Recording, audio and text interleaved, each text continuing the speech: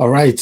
Good morning, good afternoon, good evening to every one of you. It's good to be back here again. Today is 28th April 2023. How you guys doing, my people? Do your part by sharing and liking.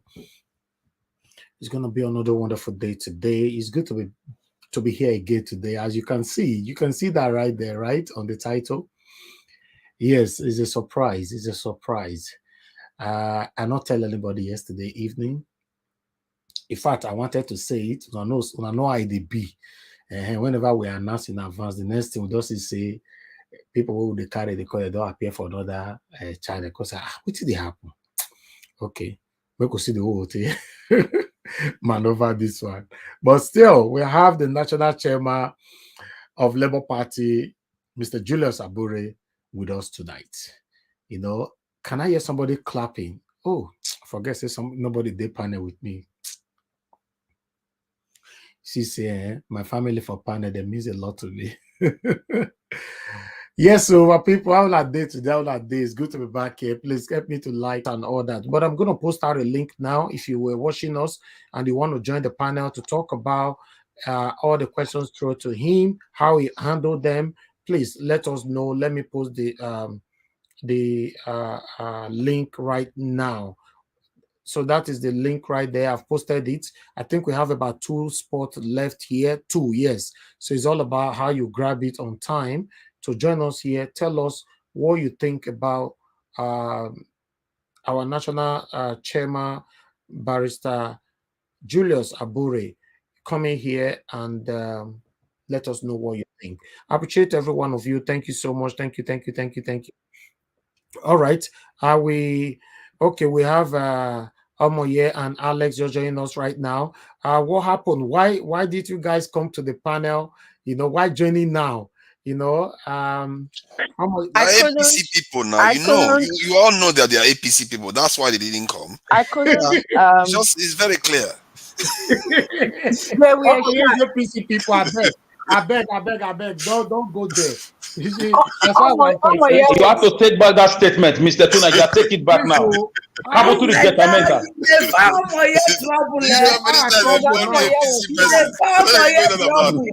If she talks, Tunaja is fighting back.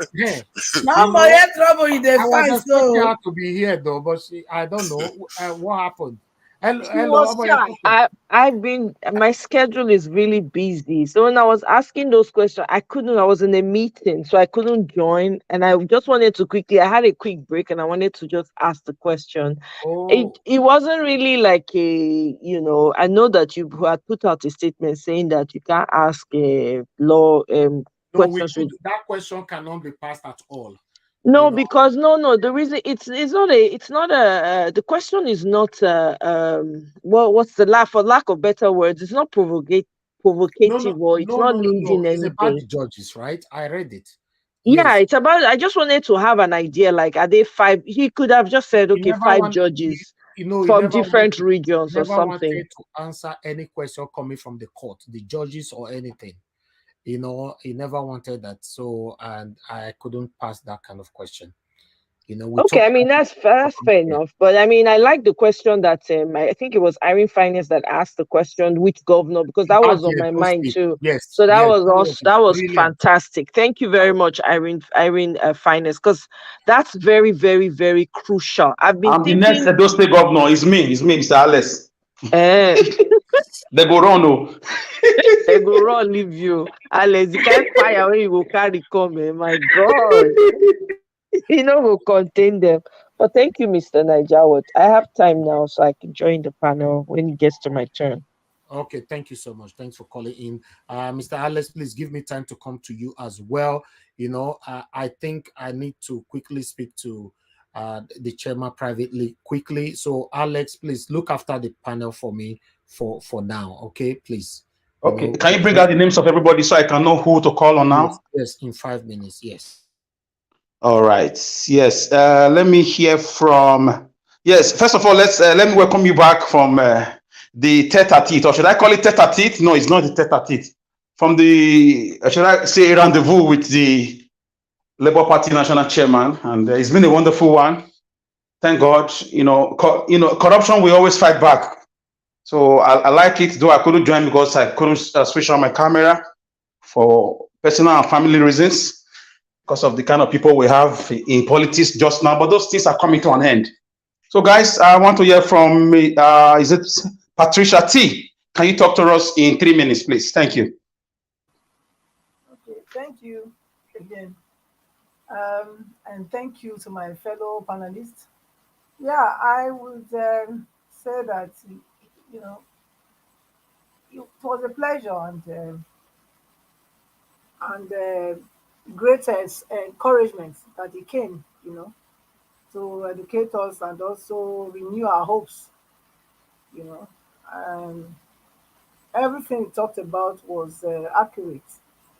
And I believe that with him being the chairman, continue to be the chairman, I believe, Labour Party will continue to do well. I kind of like his person, you know. One is consistency. He's consistent because he's been with the party for over 20 years. He was there when the party started, and that is the kind of people that I would want to associate with. Yes, I didn't know that. That was very touching to me too. Yeah. That's loyalty. That's loyalty. Consistency, not people that jump here and there, because those ones, they are neither here nor there. So I really appreciate that he's been there, he's been consistent, he's been loyal, he's been focused, devoted, so, and committed to the vision. So I thank God for him, and I'm inspired to do more just hearing him. Thank you. Thank you very much. Thank you. Let me hear from Give Us Our Mandate. Give us a mandate. Talk to us, please, in 3 minutes. I mean, wonderful time with Mr. Julius Abure. It's good. I mean that he came out to speak to the people, because people will be waiting to hear from him. And I think if he can continue to do this more, even while the case is going, while they are going to tribunal, now it should come out more. I mean, this week, next week. I mean, go to places, talk to people, engage people that are actually crying for change, and that are yearning for success at the tribunal. And it should also speak with you should speak with boldness, speak with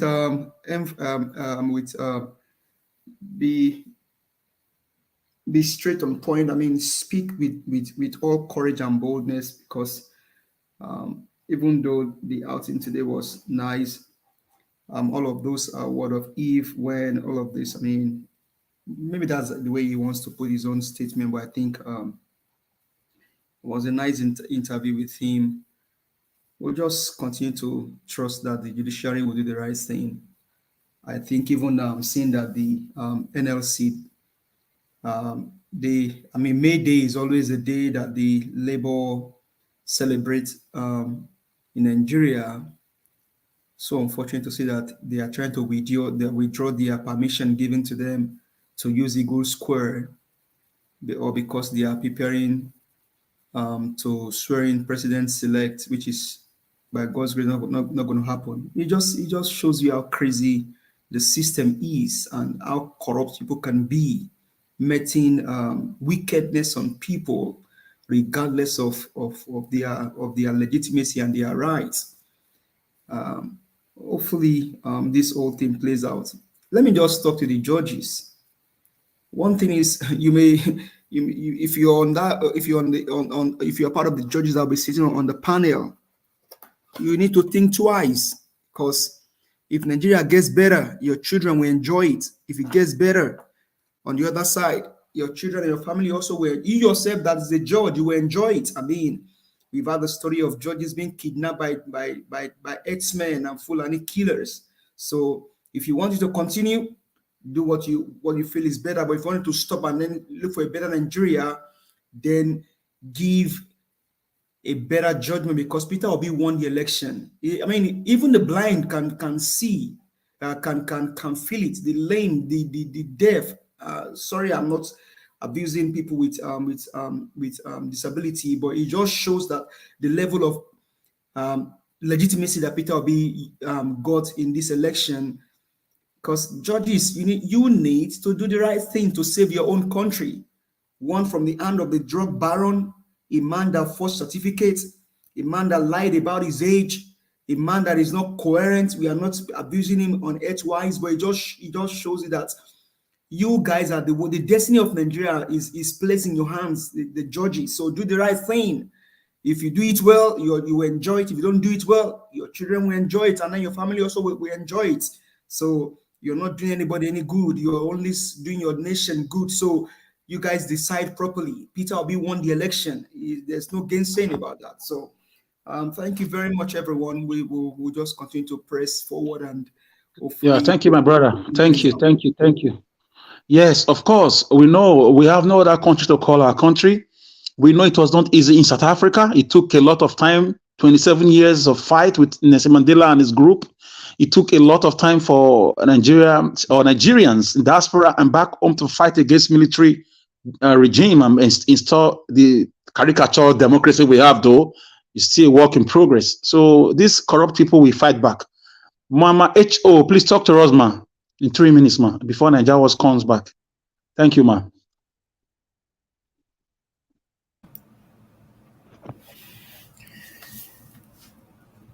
I want to sincerely say thank you to the legal system. At least when they do wrong, we go lash them. When they do good too, we go thank them for giving us days for the hearing before 29th of May. All right, I'm back. Which is a good news. So we thank them for now. Okay, Najawash. Okay, take over. Yeah, thank you. Thank you very much, Mr. Alex. God bless you. Mama Esho, please just hold on. I'll come back to you. I appreciate every one of you. Thank you so much. It was a wonderful one having the song high. No, please mute yourself, Mama Esho, mute yourself, please. Everything you are saying that side, we are hearing it here. Thank you. Thank you very much, my people. I appreciate you all. Thanks for your understanding. I wanted to quickly do that. Thank you very much once again, my brother, Mr. Alex, for that few minutes. I appreciate that. Yes, after yesterday, I decided to say, okay, the only thing that we can do to stabilize our hope, especially, I don't know if others were in the same shoes with me yesterday, but for me, I was a bit down. So I decided to say, okay, let me see. Despite of trying to bring in the national chairman, he almost said that he's not coming at all because they are trying to avoid any platform. You heard him when he said it. They are trying to avoid every single platforms at this particular time. And I was also concerned that we should try not to ask any question relating to the court at all. Not just because he's the national chairman or all that, but even other lawyers that have been to Arise or channels, when they're asking them questions, you remember they always say that because the case is already before court, they cannot really speak about some certain questions. So for me, I was trying to avoid all those areas, but him coming here to give us a massive hope that of course we are going to get our mandate back. I like that. I like that the hope is be renewed, the belief and all that. I can see a couple of people right down in the comment section were very, very happy hearing that from him. And I want to thank every one of you that joined us as well. I'm trying my best every day on this platform to let everybody know that we are going extra miles to make you happy. It's not very easy. You know what it means. Before your platform, we start attracting prominent individualisms. You have to put in the work. That's why you see we try not to be sentimental on this platform. We are supporting Peter Obi not because Peter Obi paid us I don't want to be paid to do what is right. That's one thing that everybody must understand. You know, you don't need to be paid, because that means if you need to be paid to do what is right, so that means you can as well still collect highest bidder to do what is wrong. You know, so yeah. And in the other way around, okay, let's also assume that from the beginning, since April we started this journey, let's assume that we've negotiated payment for all this. Maybe that's okay, we'll give you 50 million naira, 30 million or whatever, and we've collected that money. Okay, but what will happen? Look at all the names that have been to this platform. You know, if you think that is a normal thing, invite them to your platform. If you think it's normal, say, no, not talk like that. No, it's not normal. So that means it's not everything money can buy. You know, how you portray yourself matters so much in life. Yeah, that's what people look at. You know, they have PAs, they have workers that will look into your platform to see if it's the kind of platform they can come. All right. So once they look all these, they now say, oh, yes, it's the kind of platform you can go, sir. You know, when Senator Uzamere came to my platform about 2 years ago, that was what happened. When Don Pedro Obaseki also came to my platform, he said that on air. He said, Naija Watch, you know, I have to do my own research to see where I'm going. So to cut all these short, let's stand for what is right. We are following the footsteps of Mr. Peter Obi. To be honest, the way me will shout again now, when I'm not so I get headache, because the bill I say they don't charge my what I want call them power bank or waiting. For hearing my national chairman, you know, I think they talk just now. You know, I'm very, very energetic right now, and I have the hope and to continue to pilot everybody here. Thank you very much, my people. Now God bless you now. Continue to encourage us to do the best for you. You know, it's not easy. I did not promise you perfection. Yes, obviously, I go offend you tomorrow, but you'll rest more, you'll rest. Say you come here, you're not trying to ride on us and all that, tell us what to do. No, suggestion is allowed. Thank you. I appreciate you all. We're playing a video earlier on because I really want us to talk on this video. We could not analyze that video before our guest came in, you know, Barrister Julius Abure. You know, meanwhile, let me quickly pass this on. We are expecting somebody else again, you know, somebody else again that is bigger than the national chairman. So, as you all know, I didn't announce this, right? Yes. So I'm not also going to announce that. Sorry. Because the two why I don't announce, when I know IT end. I announced that Barrister Ozekome is coming here. Then Arise carry him, right? China is carry him. You know, the same deal. So when he come here and they come say he don't tire. But because of the love he have for me, because that's the second time he's coming to my platform. He's been to my platform before. He was in my platform a year or 2 years ago. You know, so and he came. So when we announced that Barrister, you know, Igini is also coming, Mike Igini, you see, Arise, quickly go rush him.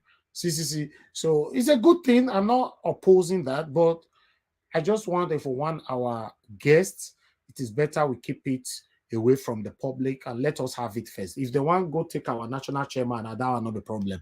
I guess you people understand what they talk. And apart from that, apart from our rise of channels, I want you to also understand that we have common enemies. Yes, we do. Some people might say, don't believe on enemy. Yes, everybody have enemies. That's why the word enemy exists. Yes, it is called common enemy. They are there. You know, if enemy don't believe on it, if you want to stand on that lane, that means, you know, the word should be in existence, if you get what I mean. So what we'll call common enemies that can hijack your plans like this. They did it before when I invited Governor Obaseki here. People quickly went behind my back to talk to Governor Obaseki, you know, although I know who did that then, you know, to go talk to Governor Obaseki and all that. But later on, the commissioners, one or two commissioners in Edo State are my very, very close friends, you know, very, very close, that we chat, we talk about, play, and laugh and tease each other. Yes, I have people in this places, you know, and in our own platform, you know, funny part of it is that in our Naija Watch group platform, we have people from the government that is in there listening to everybody that is talking. So to cut everything short, it now took me about 6-7 months to get to know who did that, who hijacked the governor of Edo State not to come to my platform at that time. So, but today, so let's move on. Thank you very much, my people. This particular video, I really want us to talk on it. The two videos that I'm going to play right now. This one, I'll play it again. Thank you. A very humbling result. A very, very humbling result. And what do I mean? The people that did not vote for him, I mean the electorate, were actually more than the people that voted for APC and Ashwaju Bola Ahmed Tinubu. That's true. And yet, he became the president of their country. A very humbling result. And that result has a lot of permutation and meaning.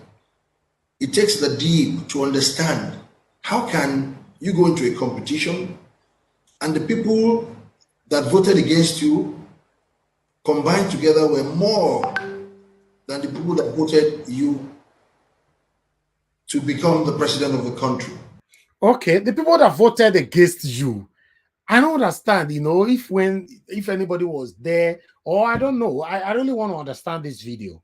That the people that voted against him were far, far more than the people that voted for him. Then how did Mr. you win? Mr. Najawosh, can I talk about it? Yeah, yes, Ejinaken. Good evening to you, sir. I'd like to hear from you. Okay, thanks so much, my brother. God bless you. The fact is this. The fact is this. The Oni of Ife, he spoke with an experience and idea. What he just said, he twisted around. That is wisdom. That is wisdom. That's not wisdom. That's corruption. Sorry, the man is corrupt. No. That's not wisdom. That's corruption.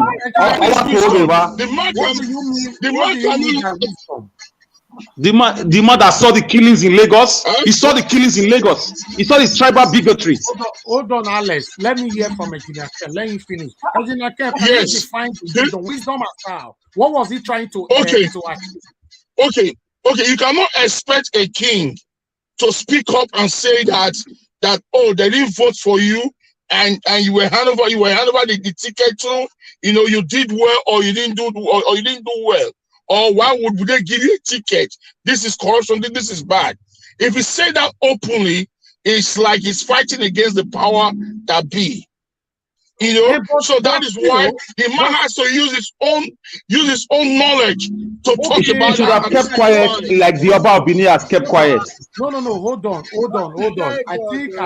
I think I'm getting where Ejinaken is going. Ejinaken, are you trying to say that the king was actually in the side of the people? Yes. Indirectly, it was the side of the people. Indirectly, he was teasing the APC and the Jagaban government. Because he continued to repeat it. Thank you. The people that didn't voted for him. Thank you. People that voted for him, and he won. Thank you. And he won. He done it about 3 times. Okay. About 3 times. So the man was using an indirectly attack, to him. Remember, these people, this APC government, these Jagaban people, they have an army that can do anything at all. So the man himself has also secure his life. If 100 Fulani S-men or Boko Haram entered Ife, go to Oni of Ife's palace, all those chiefs you see there, all of them will borrow their legs and take off. Okay, it is all not for themselves. But Ejinaken, don't you also think that if he says it how it is, even though he's killed, for example, because it's for the truth, then he will be remembered forever?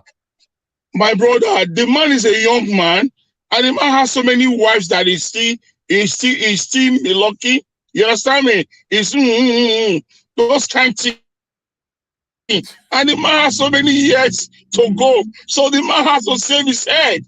That is what we are seeing now in Nigeria. That is why you and I are begging God for God to turn the power around so that the rightful owner will come there. Because if these evil people should come in, Nigeria is just going to be bewa every day. You know, let me hear from. Let me see other people's perceptions. Thank you so much. All right. Yeah. Thank you. All right. Somebody calling my name. Who is that? Mother Patricia? Yes, It was please. me. Can we not finish the video? Or is it just no, it's only that part. Okay. It's done. Yes, it's only that part. I really want to hear from everybody on this. So, okay, let me before I move on, let me hear from Alex. Alex, what's your take on that statement? For me, I don't believe in what engineer said. I'm sorry. I love engineer Ken. I respect him. He's my elder brother. Forget, the man is a corrupt man. He would have just kept quiet, like the Oba of Benin has done, like some prominent royal fathers have done. Just keep quiet. The kings don't talk when things are going wrong. Just keep quiet. That's it. Your silence will speak for you. There is a lot of messages in silence. Is one of them. When they were killing people in Lagos, did he talk? Now he can talk. When they were stealing ballot boxes, did he talk? When the border was murdered, did he talk? When snakes are swallowing money, did he talk? Our Oba Benin spoke, even spoke in riddles, but he kept quiet a little bit. Even for the elections, he said nothing at all. You saw the reception Oba Benin gave to Tinubu. It was a rejection. He didn't spend up to 1 hour with him. Just spoke a few words. He never addressed his political ambition. So that's how fathers behave. You don't support evil. You don't try to paint it. We are in a very desperate situation now. People are suffering. As we speak, people are still dying. They've resumed killings in Benue. They are killing in Kaduna. They are burning churches already again. They are kidnapping people. It's not time to play anki-paki, double-decker political banana chips politics. No. Capital rejectamenta of that. The king should have kept quiet. I respect him. I have respect for royalty. But on that matter, he did not do well at all. So I just leave it there. Thank you. Thank you, Mr. Alex. That is your opinion. Ejinake have also expressed his own opinion. So let me hear from other person's opinion. Busy Brains, please talk to us. What is your take on that short video? So basically, my understanding of it, he's saying that the people that voted for the thief are less than the people that did not vote for him. So it is he calculated both LP and PDP. That is 12,000 plus, isn't it? So that would be people that voted against Tinubu. So 12,000 people voted against Tinubu, and Tinubu got 8,000, and he emerges the winner. That was the logic. That was how I saw the statement. So, and as far as I'm concerned, I don't think I agree with Alex on this, where he should not be making political comments. That is something that we take and we see why the Queen of England does not engage. You don't even know what her opinion are on the price of bread in the market. You don't hear anything like that, and that is the best way to retain the sovereignty and the what's the other word of the spiritual, to preserve the spiritual throne that he's sitting on. He should not meddle into the affairs of mere men. Hello?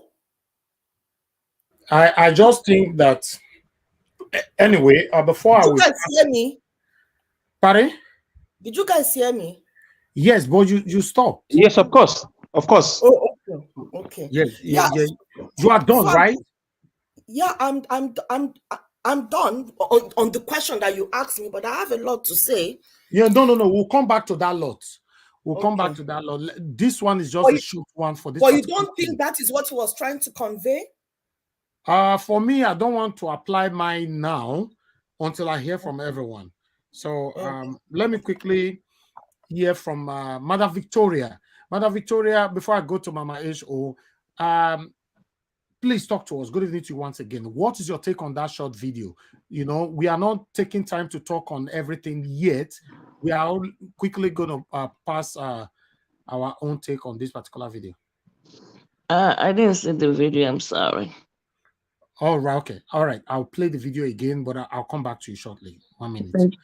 Okay, Mama Esho, please. What is your understanding on that particular video? When you expect them to speak, they don't. Oh, thank you, Mama. Thank you. You are a mother. The atrocity caused by Enso Luomo. What did they say about it? The king traveled. The mayhem done to the Igbo people in Lagos State by some set of group of the Yoruba. What did he say about it? So sometimes when I look at some of these our monarch and see how they have turned themselves to be men, it baffles me. Because as kings in the olden days, they sit on the throne for fairness and justice. But majority of the one we have this day, they sit for Ghana must go. And it's so sad. The sacred throne has turned to mere throne. It has turned to fashion parades. And it's sad. Okay. All right. We wanted to make that short. I'm coming back to give everybody enough time to talk, but I wanted everybody to contribute to this particular one. Okay. Let me hear from Give Us a Mandate. Give us a mandate. What is your take on this short video? Thank you very much. You know, say that your king go. Hey, please. So please, I mean, okay, let me not say anything that will be an abuse to the king, but you know, no, we don't insult king for you. That's what I'm saying. I'm not going to insult any king, so please don't put me on the spot. So, I mean, it's just coincident that you brought this up. Honestly, I think yesterday was when I was thinking about King Oba of Benin. That imagine if Oba of Benin had given a Tinubu honest audience when he came to the palace. What do you think will happen? That man behaved himself, portrayed himself, that is for the people and not for the few wicked men. And up until now, that man maintains his integrity. There are some thrones that APC and PDP have infuriated. In what is said and what Engineer Ken is saying, that's a logic on the essence of the fact that you guys said more people voted for this person. How come he won? He knows what he's doing. But one thing is, if Nigeria gets better, everybody go enjoy him. If you don't get better, then go enjoy him. So one thing is, if you're standing for the truth, continue to. Up until now, I still hold that king, Oba of Benin, that honorable man in high esteem, a man that is, very wonderful royal father. He tells the truth, he stands by the truth, he just lives. I'm not saying he's a perfect man, he just lives his own life, and that's what he's doing. Not like some king that their thrones have been infuriated. They don't, somebody just asked a valid question. When MC Oluomo made those inciting comments in Lagos, if people like this have spoke, the one that Oshiba to speak on, if the second day MC Oluomo made those comments, Oshiba came out, or that same day and said nothing should happen in Lagos State to anybody, do you think anything will happen? But after 7 weeks, he came out and started speaking. After the wickedness had been. So this king, I think for me, he knows what he's saying. Alex just said it. Mama Echo just said it. Engineer Ken is just only playing on your logic. Your Bible will say, they carry you join body.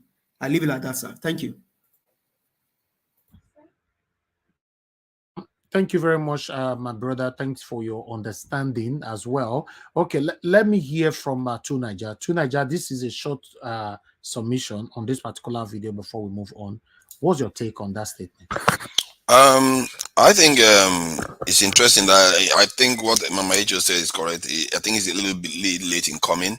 I think for me, the moment that result came out, that's exactly what I said myself. That 37% of the vote means that just about 63% didn't vote for him, and he shouldn't govern and as arrogantly as some of his supporters are behaving.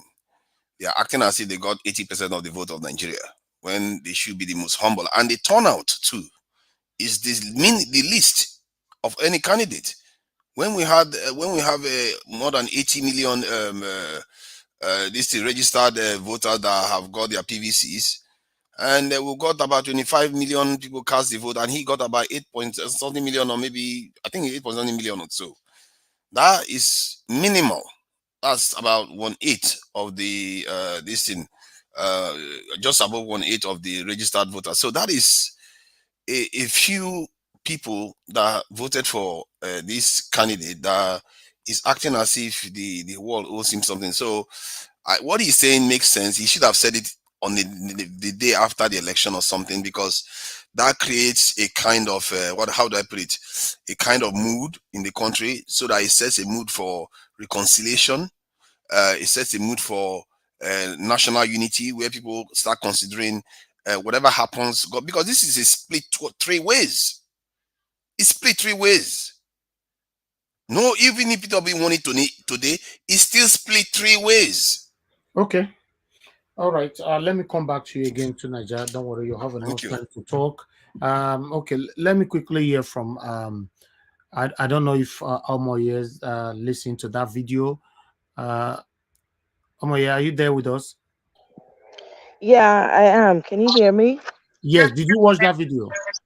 I didn't catch the video. You Okay, didn't? Mr. Elvis. Yes. Yes, madam. I just saw the video. All right. Okay. Hold on. Let me come back to you. Okay. Omoye said she didn't watch the video. Okay, that's fine. Okay. Madam Victoria, go ahead. What's your take on that video? Okay. I just saw the video. Actually, I had to rewind to see which video you're talking about. Yeah. That was Oni of Ife referring to Ashiwaju, that the people that did not vote for him were massive, are more than the people that voted for him. Yeah. Okay. I don't know if you know the background that Oni of Ife and Ashiwaju, they are enemies. Oh, is it? Yeah. They were enemy for a very long time, because Oni of Ife, Ashiwaju said he cannot bow down for Oni of Ife. So during the late last year, when Ashiwaju, declared his presidency ambition, actually, I think early this year, around January, that was when Ashiwaju finally, for the first time since Oni of Ife has been correlated, went to see him in the palace, and they kind of settled their scuffles. I don't think there were scuffles. I think it was just a power struggle. So what are you trying to say about the video then? What I'm saying is that I think also that Oni of Ife has faced a lot of backslash. So he's saying that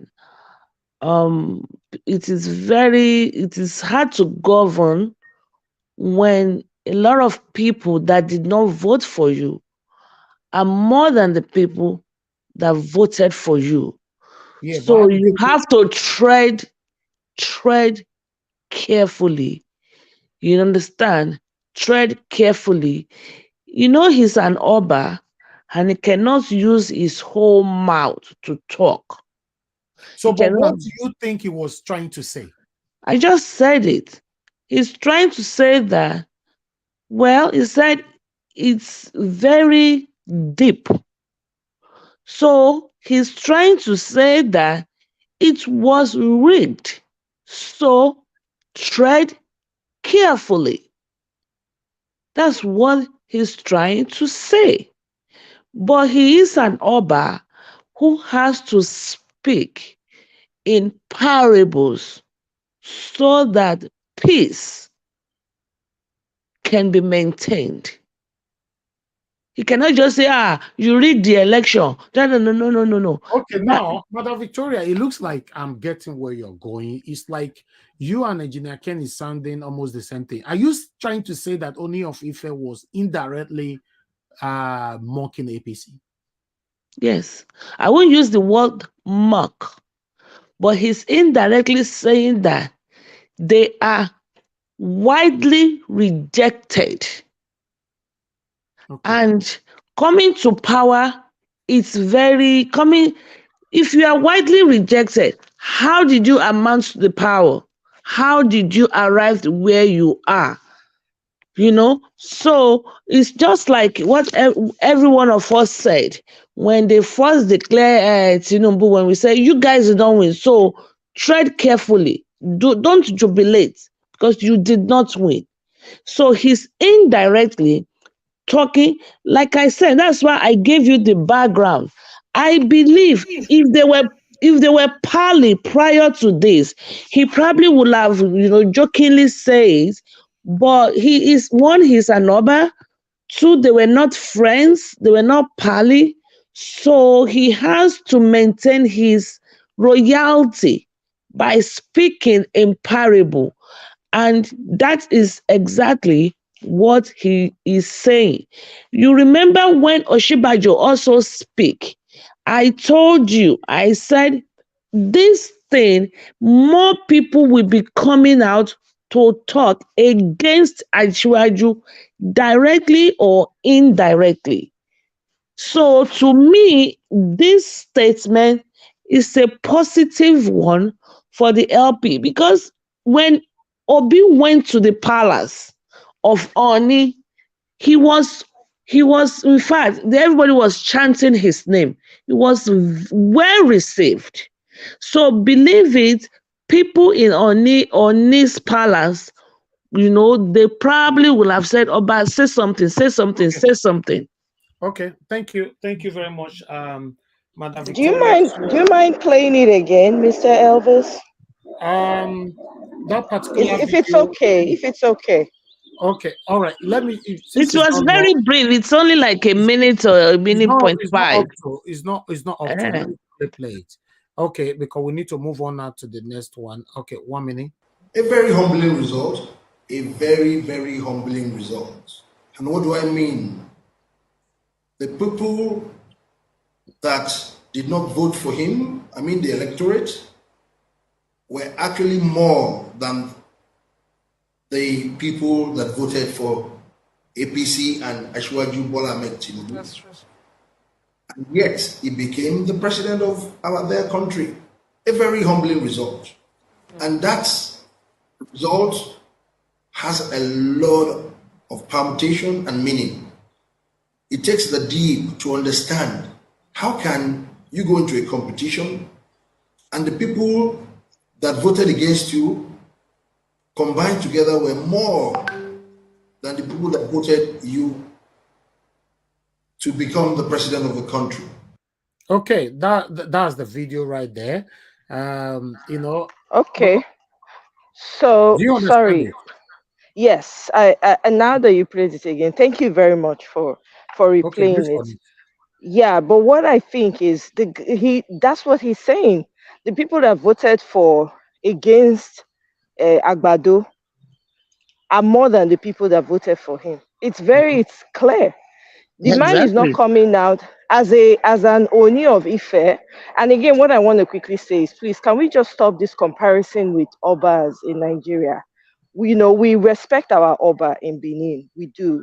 And it's very important because I see happening a lot where we shouldn't do that. Please, I beg. We want to preserve the life of our Oba as much as possible. So we're thankful for the wisdom that he has and the integrity that he has. But please, let's not compare, please. So let's just deal with them as individual basis with respect, as we respect our own Oba. So what he's saying here, he's speaking in hyperbole or whatever they say in English or whatever, right? he's trying to say he's not going to come out boldly. Not everybody can talk the way some of us talk, where we say it exactly bagam as it is. No, not everybody does that. Some people, right, will go round, but if you're paying attention, you will understand that this person is saying that this person rigged the election. That's the Okay, summation of what That's he what I said. just said. that's what I Yeah. was waiting for you to say. That's all. Yeah, that's what your- it means. Sorry. Yes, that's my take from it. Yes. Yeah. But he will Oba and nobody in the corridor of power will come out and say bagam, like my sister Omoyeme said, bagam, Tinubu rigged it. They will merry-go-round around it, and you have to decode it. I mean, Okay. he's an Oba, he can't just talk like that. But he said it clearly. Thank you, Madam Victoria. Okay, let's move on now. I appreciate every one of you that joined us today. You know, see, I say some of you now they appreciate I not remember to ask for like or share since I bet me gonna press the like button now. Make gonna share. We currently have 1,292 watching us. So please press on the like button and share. We currently have the likes, because we'll not talk about that, you know, it's still on 572. Thank you for those of that 572 people, but we're supposed to hit 1,000 because the time our national chairman was here, we were having 1,800 watchers across. On Nigeria watch alone was about 1.5 or 1.4. So the likes is if you have to compare to that figure, is very, very poor. But meanwhile, let's move on. You know, Regina husband. I be not be Regina husband be this, not be head be this. Now you know, Regina husband don't come out now for one corner now come talk say, you know, now here we talk that Peter Obi's petition against Tinubu is an effort in futility. Ned Unwokoko, now talk this one so I would like make we quickly go on. Let me bring the total statement here. 1 minute so that we can take this together. God bless every one of you. Please help us to like and share. God bless every one of you. Okay. Please mute yourself. What you are saying, we are hearing. Please. Thank you. All right. Let's move on, my people. Appreciate every one of you. Okay. Right here, Ned said Obi's petition against Tinubu, effort in futility. Ned Nwoko. So the Delta North Senator-elect Ned Nwoko has said it is impossible to stop the 4-year term of the president-elect Asiwaju Bola Tinubu after the May 29 inauguration. Nwoko explained that once the president-elect was sworn in, the petition filed against him at the Presidential Election Petitions Tribunal in Abuja might not see the light of the day. Obi had filed a petition to challenge Tinubu's victory in the February 25th presidential election. Obi, who came third in the election, in his petition alleged that the election was characterized by irregularities, praying that Tinubu's victory be annulled. Nwoko, however, stated that the Labour Party's poor assessment of the situation and unrealistic expectations led to its defeat. Nwoko, who spoke with journalists in Abuja on Thursday, said had the opposition parties teamed up, they would have trounced the ruling APC in the election, given the poor performance of the current APC regime led by the President Major General Muhammadu Buhari, retired. Nwoko reiterated that an alliance government would have been the perfect opportunity for Obi to save Nigeria's economy, as he avowed in his campaign. He stated that it was now near impossible to stop Tinubu from becoming president despite the petitions signed against him once inaugurated. Remember, so now this one I stand on yesterday, though, you know, saying that whatever that we need to do, I'm happy that the date have been set now before 29th of May. So it's better they settle everything before swearing him in. But nevertheless, let's move on. Nwoko said, unquote, once Tinubu is inaugurated as president, he takes charge of everything. He becomes the commander-in-chief of the armed forces. He orders them and uses them as he wishes. He appoints new Chief Justice upon recommendation by the Judicial Council. So you see, it is almost impossible to stop him from completing his 4 years tenure.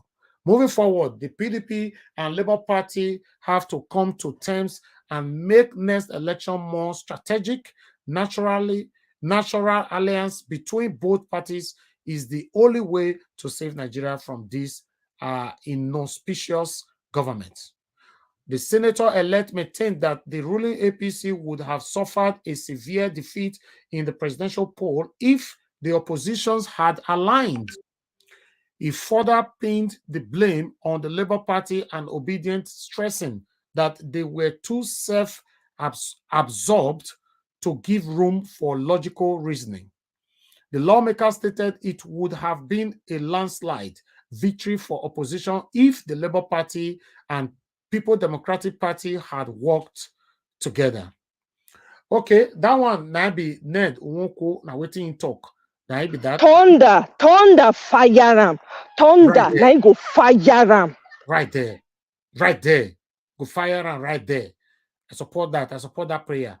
Yes. You know, in fact, the thunder, I said that the fire ants is yesterday. Oh, since when you talk this thing, the thunder, not be small. I don't know, say thunder, you know, you get power like that. You know, the fire ants is yesterday. But meanwhile, a lot of people have reacted to this. You know, because of time, we'll now. Everybody's going to have 8 minutes. So I'd like to start with Mr. Alex. Mr. Alex, please use your 8 minutes now. Talk to us in general. Okay. I want to greet everybody again. Najawash and your technical team, I greet you for the great work. And my greetings again to Mr. Abure for coming on board. And I want to greet those on the comment section. I love you guys for the great work you're doing. And my viewers worldwide and the Naija team family, the Najawash team family. Say thank you. I will beat that team movement generally worldwide. Thank you for the great work fighting against this satanic, this wicked, this heartless, this evil set of politicians that have hijacked Nigeria for donkey years now, that has placed the ragtag and the bobtails, the state of anomy, state of ugamoga. So I don't believe there is any country apart from Venezuela and Libya that are having problems. Any country that is a member of OPEC producing oil that don't have light 24 hours. Any country that's a member of OPEC producing the volume of oil that we have in Nigeria that don't have good universities. I don't believe there's any country as a member of OPEC like Qatar, Dubai, like the Saudis and so on and so forth, that don't have proper security and proper policing, that don't have industries to absorb their teaming, you know, graduating young people every year. It's only Nigeria that their leaders hate their citizens. It's only Nigeria people win elections most times, apart from the emergence of Labour Party. Most times when people win elections under those two satanic parties, the true party, they just feel it's the time to sit down like vultures and feast on the Nigeria common patrimony. So I want to thank you guys for standing as light against darkness. And the light shines in darkness, and darkness cannot comprehend it. So Neduwoko, for me, I just feel I don't take him seriously. Looking at his antecedents, sometimes his personal life is always on the spotlights, and also with the way he has been acting, is the way he molests people to collect their lands, and they drag him out every time. He's always in that land grabbing activity in his village. People have the videos are online. So such people that don't care for human beings, that have no human sympathy in them. You mean that he molests people, collect their daughter? Oh, sorry, land. Sorry. I didn't want to go into his personal life too much because I know you would tell me, Mr. Alex, you are deviating. Thank God you said it yourself. He goes after young girls. There was a rumor he had even allegedly married. What's this young comedian's name? Although it was a rumor. This girl, what's her name? I've forgotten her name. This young girl, but they came out to debunk it. Goes after 12 years old, 13 years old, 15, 17. So such a man. I'm not against anybody living his life, but he's always on the spotlight for the wrong reasons. Yeah, he cannot organize himself. People can have issues with their marriages. That's different. But being on the spotlight for land grabbing, you kidnap a whole village. That video is online. You took over their lands, and you use government power on them as a rep member. You connive with the IG of police. You connive with courts to strike all the cases against you. You pay money. You just believe life is all about intimidation. And you lived in the UK before. This is why sometimes I just, the Billy parable will say, eat and do it before. That means Billy parable never falls to the ground. It must come to pass. If it doesn't come to pass in the morning, it will come to pass in the evening. And we know why we all say water. So they will tell you that education, the Western world, the Western education is not everything. Wisdom is from God. So being abroad, I think he's supposed to be an example, a shining light, more compassionate. You have seen life. Traveling is part of education, but network obviously is the direct opposite of that. So for him to come and attack a man who has done what you have not been able to do for the miserable years of your political career, for you to come out and applaud him and thank him for even being a peacemaker when Nigerians were ready to take to the streets. It was just for Obi to say, please come out. The whole country would have still been burning. Yes, they will kill people, but they will also die too. Some of them will die also. But the man said, no, let's go to court. Peace be still, like Jesus said before the storm. He said, peace be still. I come in peace. We will fight it to its legal and logical conclusion. That is a mark of a leader. If Obi had raised his hand, the country would have been ablaze. Trust me. There comes a time your military might will fail you. It doesn't always work every time. The people you think are with you will turn against you. I've seen a place where they turn against the master because you've overdone things over the years. So another way is not a serious man. He's a corrupt man. He's a land grabber. Goes after young people from different countries. I don't take such people seriously. And I thank Mr. Peter Obi for not even responding to him. Peter Obi said, I only respond to presidential aspirant. Like, you see wisdom? And for me, I don't know why some people who have hijacked Nigeria, they just want to continue. Nothing lasts forever. How long do you think you want to continue this barbaricness? Just want to keep slaughtering people. Muammar Gaddafi told Abacha those days. He said, separate, divide these countries between Muslims and Christians. Let them live as neighbors. They can live together and live as friends. But Abacha paid the debt here, and he paid with his life. Somehow he passed on. So for me, Netwoko, since you are among those in power, as of rep, you've been there, you've seen it all, you've traveled abroad, you should be more reasonable. You should be more, pro people oriented by now. And Regina Daniels also should speak to her husband.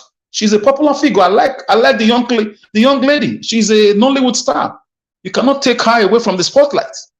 She should advise a man to stay away from Mr. Peter Obi's matter, because Peter is a rock. If the rock hits you, you will be broken. If you hit the rock, you will be grounded to powder. So Naija Wash, let us just declare him incommunicado. He does not exist. Let's declare him persona non grata. Netwoko has not affected lives in his constituency. He's always looting money and building endless castles in his village. As we speak, he's still building. I don't know where he's going to with those things. And as for our Reverend Royal Monarch, Honor of Ife, I mean no disrespect to him. Like Mama Eshko said, when you expect them to speak, they won't speak. When people spoke in those countries we are running to today, I'm sure our royal fathers traveled to, or they've been traveling all their lives. People spoke. There's time to speak. There's time to be quiet. When Deborah was killed, I didn't hear from any of them, all the royal fathers.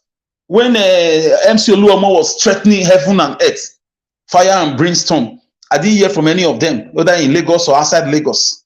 When they were killing people, when they were profiling Igbos, that's the role of a father to come out to condemn it. They didn't condemn it. They pretended. Some said they traveled. I don't understand. Whether he was speaking in parables, the only person I spoke in parable is Jesus. So I don't know if the only of Ife is not Jesus. It's not the one to speak in parables. So for me, I'm not so comfortable with his comments. I would have preferred his silence. I respect him. I have no issues with him. So, and if he has issues with Asiwaju Bola Tinubu, Asiwaju Bola Tinubu, I mean, his political career is almost gone. The royal family is forever. So I still take them higher than the political life. And Mr. Najawash, let me tell you something. Like somebody said, is it Mr. Abure that said it? How are you going to rule this country? How do you intend to rule the country as a man that was not voted for? If you squeeze yourself into power, how are you going to rule? How are you going to do it? How are you going to face the Igbos you've killed their family members? How are you going to face them? People you've told they are not important, they are not citizens. How are you going to face them? How are you going to coordinate things? I mean, it's a sorry state. It's a sorry state. There's no way back. The country has been destroyed. They've borrowed our destiny. They've borrowed our future. 10 generations unborn, they borrowed 77 trillion. That's the one we know. A lot of borrowing are still going on, even in the last minute as we speak. As we hear, my $800 million was brought by World Bank for them to share. You understand? For Nigeria to share, they said they are not, for subsidy, fuel subsidy removal, but they didn't remove subsidy, and the money is on Nigeria's neck again. You will hear tomorrow that they will count it as a loan. It's supposed to be a palliative. A lot of monies they borrowed from the Islamic Bank. Nigeria joined Islamic country without public opinion, as if the North only belong. The country is a northern country. I don't understand. So how do you face us in Benin that voted for Peter Obi? Outrightly, we know we won election. How do you face us to come and tell us you want to rule us? We that our head is always hot. How do you face us? We are very educated in Benin. We are very, very erudite. How do you face us? When we know that you stole it. We know you are a thief. You call yourself a president. We know you are a drug baron. How do you do it? I don't understand. Where's your shamelessness? Aproko King, he has been doing a lot. I've subscribed to him. As you said it, just now I subscribe on my 2 platforms. And the guy has been doing, he has been consistent. He's a guy that wants the best. I see him as a comic character, but the guy is always saying the truth. He's on the side of justice. Yeah, as you said, and I join you to say that guy has done a lot for the Obidati movement. He's using his platform. Yeah, he's using the platform just like you, just like you are far bigger, but the guy is consistent. He's consistent. So let's support him in any way we can. And finally, as I round up, guys, to live in Nigeria now is even better you live in Afghanistan, because to survive is difficult. People are living on diaspora support or family heritage, generational heritage. It's difficult. People are living as we speak. They are living in the country. There's hunger everywhere. Fulanis have come back. Even in Edo State, they've come back.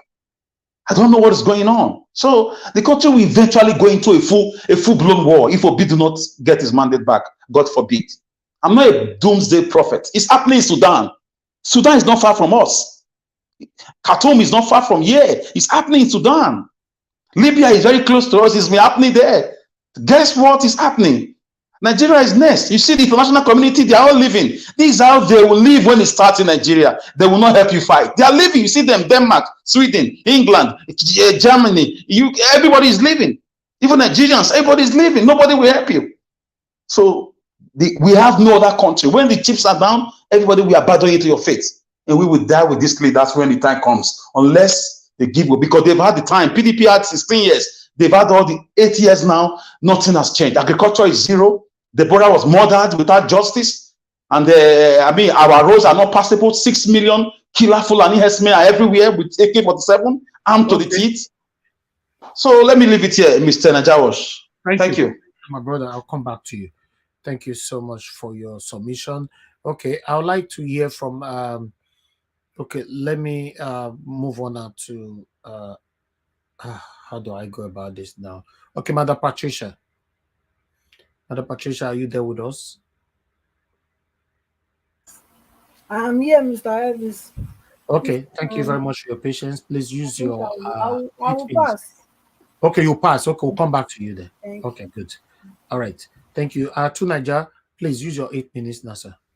Thank you, Elvis, and yeah, I thank the Labour chairman for coming in, and appreciate the answers he gave. I actually appreciate the way he put across that. Yeah, by the way, Tunaja, I love your question. The question you asked him, in fact, I was dancing when I was listening to your question about the medical trip and everything. Thank you for that. It was brilliant. Thank you. Very, very on point. Yeah, I like the way he described that the struggle, just like we are struggling to make things better, like we struggle for democracy, and we achieve that. That's how we are also going to struggle to sanitize the country, and like the way he linked it up together. However, I'm a little bit concerned the way they approach this medical tourism kind of stuff that they do, and clearly the masses don't have access to it. It's only elites that have access to these things, and I don't subscribe to anybody telling me in this world that they cannot do anything about it. They cannot even campaign for it. Something that the entire country supports. How, the entire country supports it. Even Alex, that is often not on my side, supports it. So he tells you that this is something that is very, very strong. And I said it even before the election, that even if they had done this, they will gain even more traction. Whatever vote they've got, they will get 10% on top of it, because people don't like this idea that they have to suffer in a country where life expectancy is 52, while their leaders just travel overseas. What kind of wickedness is that? They don't have any incentive to make the hospitals and the healthcare system in the country better. When they are all overseas, and the fact that they go overseas very often is very disturbing. I'm beginning to think that we need a nationalist party to solve this problem. A party that is defined by nationalism. And it's funny, Nigeria never had that, really. It's really strange. We never have a party that says Nigeria first, whatever. No matter what. And Nigeria, do you know why? Mr. Tunaja, do you know why? If I can interject a little bit for 5 seconds. The reason is because the northern oligarchy, they are always putting religion, even in the military era, democracy era. They come with their northern dichotomy syndrome. They always want to be every politics, every election. Imagine Atiku was coming in, a man, your cousin is living as a living president from the same tribe, a Fulani man. You are also must not be on the ballot every time.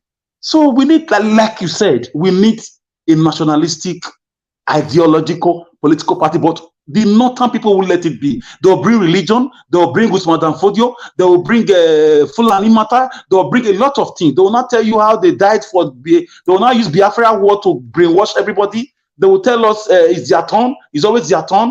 You are doing did 4 years. It's crazy, it's crazy, it's crazy. They will try all those tricks, but nationalist parties they have a history of winning this argument.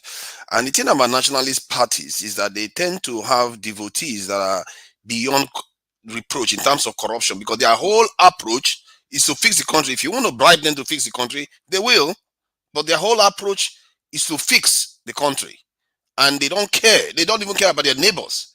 We have to have a collection of people that come together and say, and that's what I was trying to encourage him to do, because that's why I said make the Labour Party a nationalist party that says no matter what, Nigeria comes first.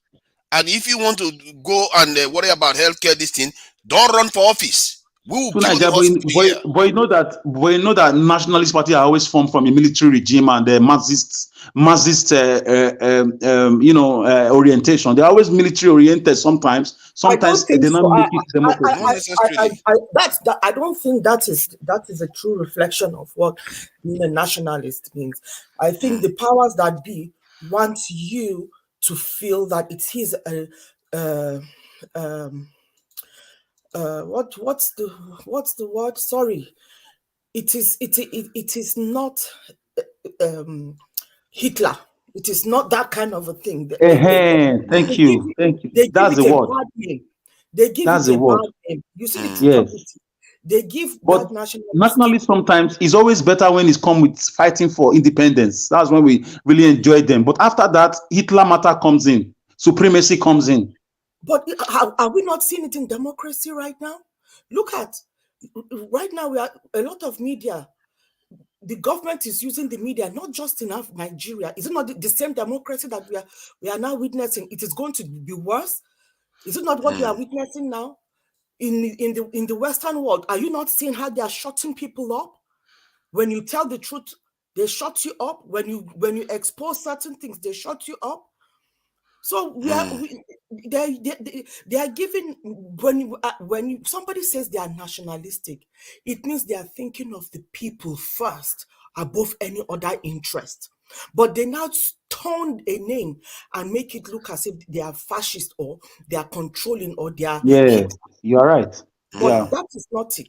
The truth of it is, when we start thinking as nationals, as putting Nigeria first, it means the poor man, the woman selling akara on the street to send her child to school will succeed, because we are thinking of us. We are doing unto others what we want them to do unto us. We are thinking of our people.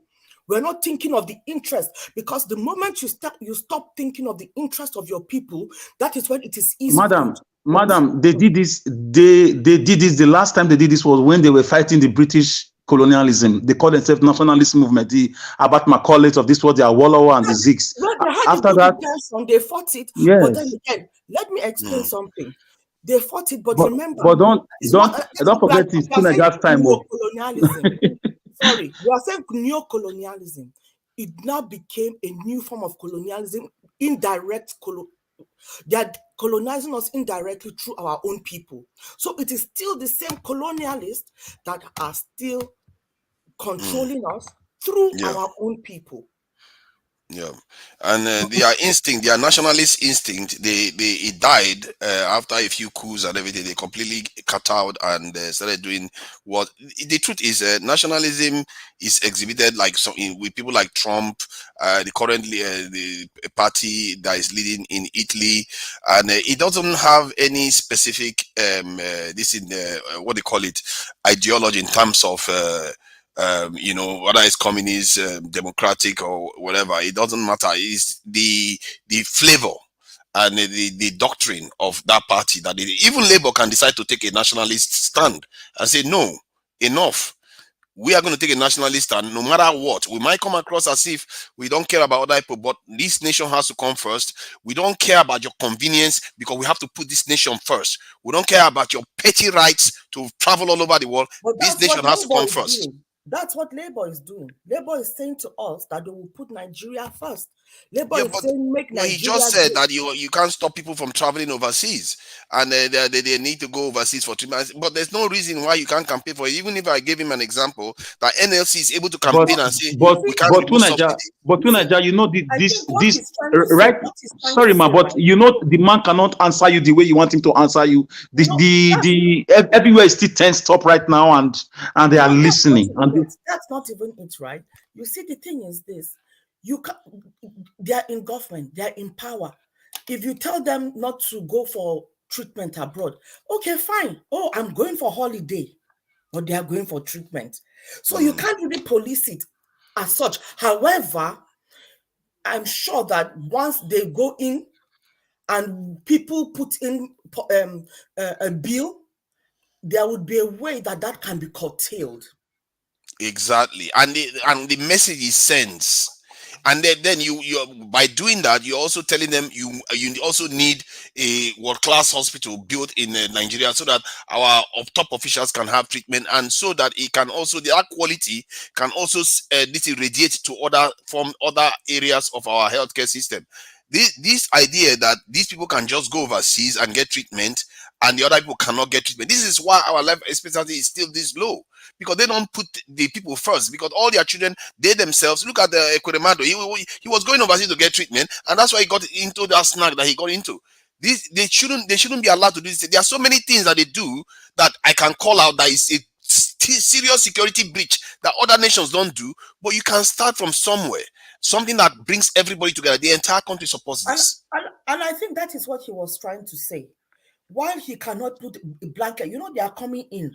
They cannot just blanket everything. It has to be in phases, and it has to be done with wisdom. But I strongly agree with you. Sorry.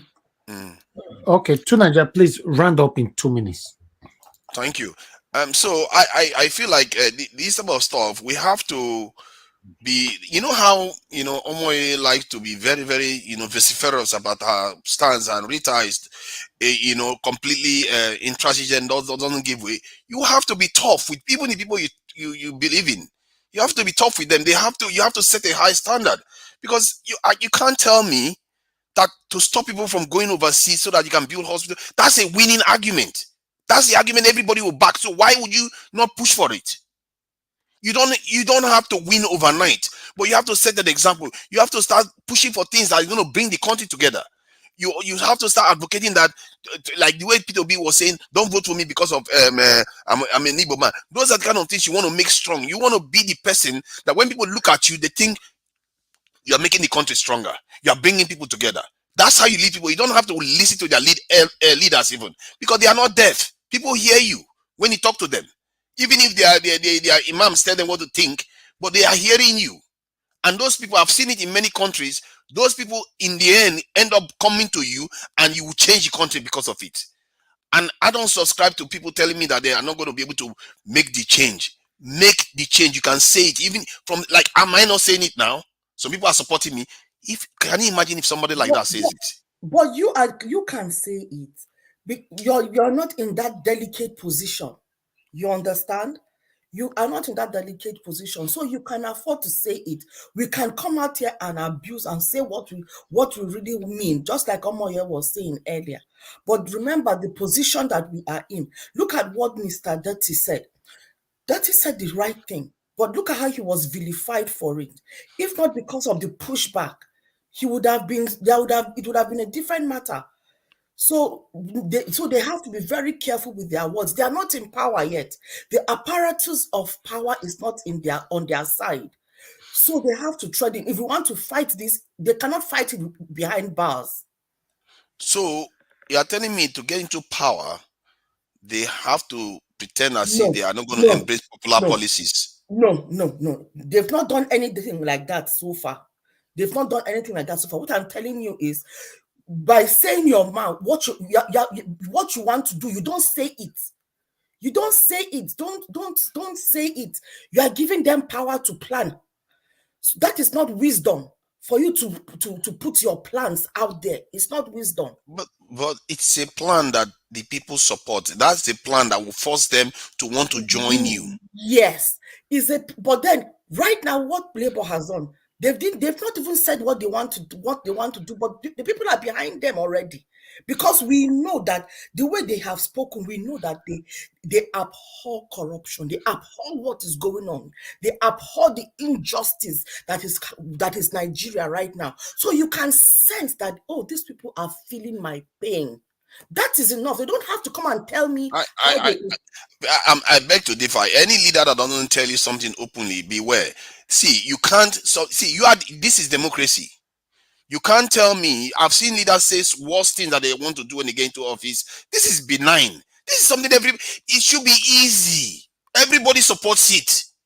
How is it that a policy that everybody supports is harder for you to say? Something that soldiers will support, police will support, everybody supports you. Everybody will support you, but that is what I'm saying. The apparatus of power is not on their side. So they need to work with wisdom. Because if they lock them up now or do anything, this fight that we are fighting, it will be something else. Nigeria will go into chaos. Because imagine they arrest them. We will not sit back. We want to go on the streets. And that is the beginning of the end. See, they are willing to take the so-called power brokers to court. So saying that you are against our people doing medical tourism is a big deal. But the fact that they've even gone to court to say you are a drug dealer Is that Come not on, even please. Let's move on. Let's move on. I don't think you should subscribe to your leaders keeping Let's quiet move about on. something Let's that talk they about believe the in. mandate. No. Let's Thank move you. on. Thank you. We Thank you. gotta. It's Thank you. taking too long. Thank you, Madam Victoria. Thank you so much. Thank you to Nigeria for your submission. And no, I like the debate. That's why I didn't stop them. It's a very important discussion. You know, And it's Friday.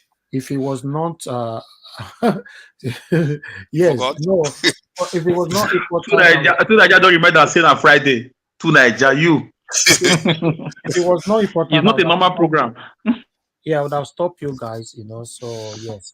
Anyway, please allow me to pick 4 calls because I didn't prioritize any caller scenes at all. Madam Joy, thanks for calling in. Please talk to us. Hello, everybody. Hi, Mr. Niger, Able panel. Thank you so much for what everyone do and my co-commenters. I just want to say something that is when you guys were talking about the different parties and the nationalist party, all that, please, I'm begging everybody, you know, one more mention of a party, I'll be screaming in my house. We don't need another party. What we need, as we all have been here for all these months, all we are praying, and we keep praying every day, is that we get this mandate. The Bible says when the righteous rule, that word says it all. It does not matter what you bring to the table now. They are going to kill it. These people are not even ready. And our problem started a long time ago. And I pray that when our mandate is restored and Mr. Peter Obi, who we believe and trust, I don't believe in political parties. I can't, wrap my mind about a political until individuals as nations. You see, this is what I call this forum is Mr. Niger TV University and Obedience. We all are here. I believe that a lot of us do not have any party affiliates. I, for one, am not. Wait until all of us come together and say we don't belong to any party. We are waiting for that man. We are waiting for that woman in our village, in our state that is upright, and we are going to vote that person in. You see, the problem Nigeria is having today is that even some genuine people that have affiliated themselves to political parties and they have sworn and they have, done a few things, they can't get themselves and they are trapped. Enough of this political party thing. We want to untrap the people that are already trapped in political parties so that we will have a people, a nation that will vote the right person and not parties. So that's just what I want to add a little bit right now while you guys continue with, the beautiful discussion. And again, I say this is our therapy. We come here, we vent, and thank you, everybody. I'm glad I'm given this opportunity to talk. God bless you, madam. Thank you so much. Thank you. All right. Please, guys. Somebody is saying on the comment section, Jennifer Benedict, please, can you send us the link, or are you referring to us? Please be detailed, because we don't really get what you're trying to say. If you're trying to talk to us, please send us the link so that we can verify that, to know what is happening. Thank you very much. Okay, I'd like us to quickly hear from another caller right here quickly. But before that, let me appreciate those of you that super chatted us. MM Talk, thank you very much for the super chat. Health Talk Supplement, thanks for the super chat. Henry Gabriel, thank you. Hillary, thank you very much. Jaja, thank you very much. Appreciate you. And I can see Sydney Audio as well. Everyone go, Lisa Nauro, Margaret Bass, Charles, Peggy Modi, Zaya, Edolite. Thank you very much, my good people. Jerison Obasoa. God bless every one of you, my good people. And I also receive a support on TikTok. Sorry, I said TikTok. On paper. I received a support on paper from Madam Blessing Chukwuka. Thank you very much for the £5. God bless you. I really do appreciate this. Thank you, thank you, thank you so much, my good people. All right. At this particular moment, we don't have any callers, so I will come back to the callers again. Let me quickly move on to the next person here. I would like to hear from Give Us a Mandate. Give Us a Mandate. Please talk to us in 8 minutes. Thank you very much, Mr. Elvis. Not much to actually say at this time. Okay, if say many of una wey dey talk say I don't have much to say. If I give una 8 minutes, una dey complete that 8 minutes. If you know you don't have much to say, I'm telling you, your 8 minutes be you 1 are minute. I don't have much to say. Exactly, you don't have much to say, especially Madam Victoria. I don't really have, I don't have much to say. 10 minutes be that 5 correct. minutes they give her must complete. You know, Niger say, is one. Niger is one. okay. So give Well, us a you Like me, guys are wasting like you me, guys I are don't have wasting your much to time say. now. And You no, guys are Niger wasting is your one. time. no. Give To us a Niger. minute. I beg. Talk for 1 minute. I beg. Thank you. Go ahead. Okay, I'm done. Thank you. Call on the next person. You don't run. No. Go ahead. Mo hear you. You say you give me 1 minute now, right? No, now 8 minutes you get. I say make you use 1 minute for inside your 8 minutes. You don't have much to say. Hey, I don't use the 1 minute now. No, we never start. You know, say New Nigeria they come, so we get to the rehearse. You know, when Peter Obi go talk, you say sometimes I don't have much to say. So let's begin to live in that new Nigeria. So, but I mean, thank you for all of your efforts. We truly appreciate you. To that person that nerd attacking Peter Obi, well, I will not say he will soon learn his own lesson. At least Ekwe Koromado learn his own lesson. Namani his own is coming. And like I think Alex said, if the rock falls on you, you be broken. But if you eat the rock, then you either falls on the rock will be broken, but either the rock falls upon shall be ground into powder. So it should tread carefully. But the only sad thing is that it's just surprising that most of these things are coming from Peter Obi's Kingsmen. So discouraging and disheartening. I don't know what they are doing that for, but they know what they are doing. But who just put eyes on this mandate? Let me call on the judges again. Please, judges, do the right thing. If you do the right thing, Nigeria gets better, you and your family will enjoy it. If you do the wrong thing, Nigeria keep going the way it's going. I mean, we've been told about how herdsmen are entering back into Nigeria. People are being killed every day. No justice for the common man. So please, justices and judges, do the right thing and let this whole thing don't go down to bite against you guys in history. Do something that your nation will remember you for. Thank you very much for service. That's about it. How many minutes I spent? Finally, you see now, because I talk about this now, you are the first person now to follow it as it is. You don't have much to say, and you really, wait till you talk, make a lot of sense, but in a very short moment. Thank you. All right, let's move on now to the next person. Jennifer, thank you very much. I can see, that's also our channel. It's not a scammer. We are currently on live right now in 4 platforms. So I guess that is also that's also our channel. If you look at what is happening, if it's the same people that is talking there and you're hearing my voice there, that's our channel. All right. Thank you very much for bringing that to our notice. It shows that you are one of our good supporters. Okay. I would like to hear from Madam Victoria. Madam Victoria, please use your 8 minutes. Yes. Hello, everybody. Madam Victoria, you don't have much to say, sure? I have a lot to say. She don't pay knock for your head now, Niger watch. So I need more than 8 minutes. No, Madam Victoria, be obedient. Madam Victoria, if they give you one food, it's not enough. One food. Okay. Tonight, I don't have any comments. It's a distraction, and he needs to go and take care of all the wives and the women in his life. He's just seeking attention. I don't have anything to say about him. But I have a lot to say. about our judiciary, and I wrote them a letter. I'm going to read it.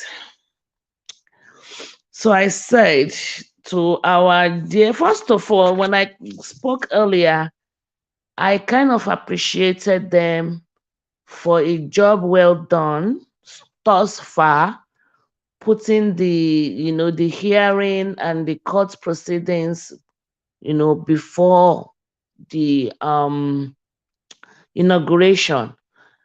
Let's just thank them for doing that, because they could have scheduled it for after. So we spoke, they listened, and we appreciated them for that. So thanks to our judiciary system. So here we go. I said, just as the widow cried out to the unjust judge for justice against her enemy, so also Nigerians are crying out to the judiciary system for justice. Please, our honorable judiciary, do that which is lawful, just, and pleasing in the sight of God. To the Nigerian judiciary, allow justice to prevail. Leave legacy that's worth emulating by the future generation or generations. Remember the day you all will close your eyes to the cold hands of death, when money will fail you. Nigerian judiciaries, redeem Nigeria image from the shithole. The power now lies in your hands for the sake of posterity.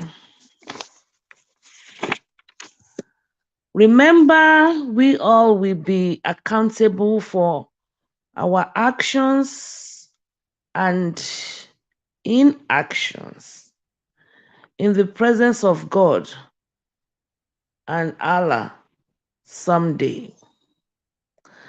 I know someone who worked on Friday the 21st and told his colleagues, I will see you tomorrow, being Saturday the 22nd, but went to bed and never woke up.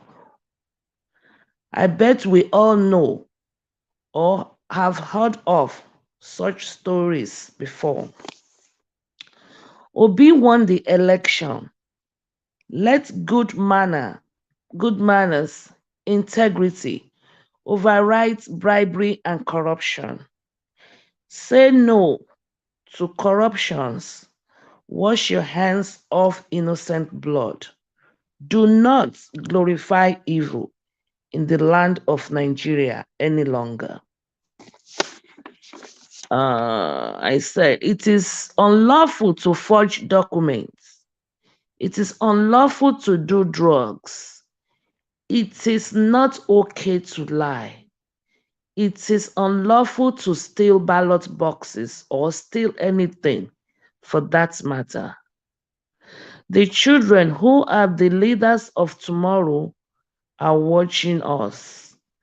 Please, I repeat, do the lawful and the just and redeem the image of Nigeria. Remember, the reward of the wicked is destruction. The world is watching you. Give us our mandates back. Return the certificates of return without any further delay. Thank you and God bless. So, that is what I have, and that is 3 minutes. So I don't have much to say. This woman. Thank you. Thank you, Madam Victoria. No, you actually use 6 minutes to talk on that. You know? No, you first of all use my 2 minutes to do paparazzi. Okay. Thank you, Madam Victoria. Thank you so much. I'll come back to you. Where were you reading that from? I wrote it down.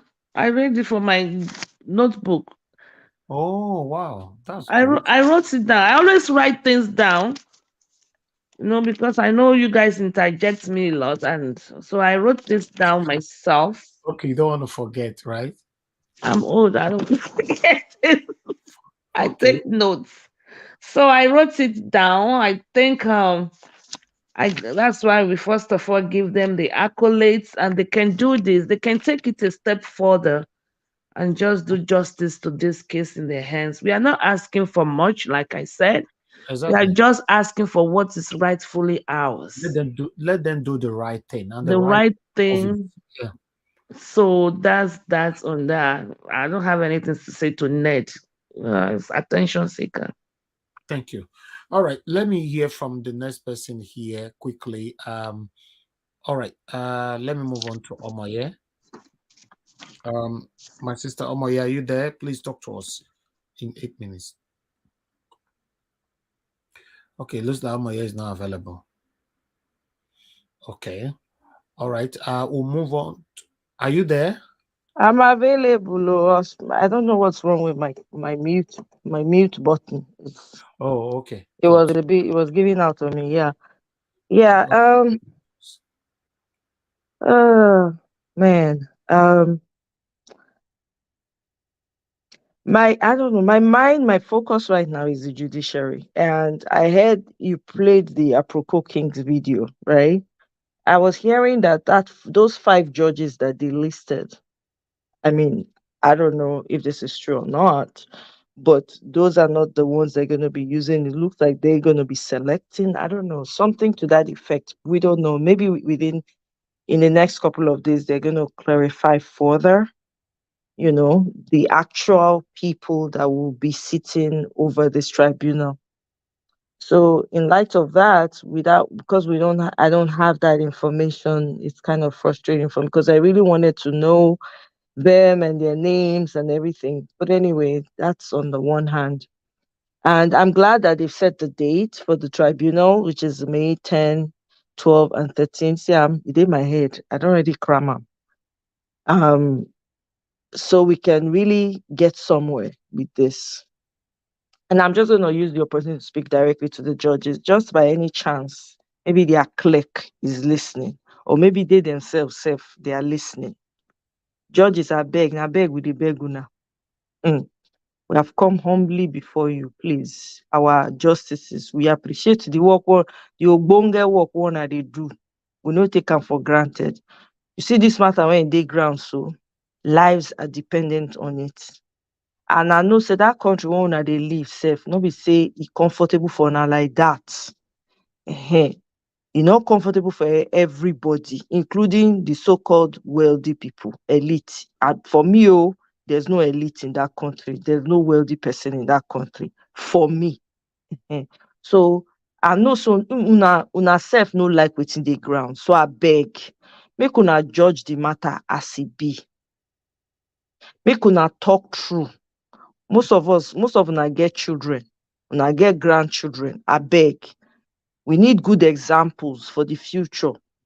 There's just too much going on in Nigeria. Make una beg, do the right thing by the people. With regards to Ned, thunder will continue to fire him from here to eternity, as far as I'm concerned. And yes, I do agree with everybody that says he's always seeking for attention. What has the man done since he's been in the government? What has he done? House of Rep, what did he do? What did he contribute to his people, apart from steal all their land and write it in his own name? Please. Next, the man is a waste of time. It's just, he wants us to be talking about him so that he can trend, because he likes to trend. He likes to be in the limelight. He's somewhat like the rest of them, the for food coyotes and the Utobukeyamos them, So it's a waste of time. I don't have time for that. And then thank you very much, Mr. Najawad, for inviting Mr. Abure. I appreciated the fact that at least he came and he honored the invitation, so that we can hear directly from people within the party to get an idea of what's going on, what's on ground. It's refreshing. I hope he honors another invitation, and I hope most of them within the Labour Party will continue to honor your invitation so that we can hear from them directly, because it looks like we in the diaspora were more affected by, I don't know, I don't want to say that, so let me take that back.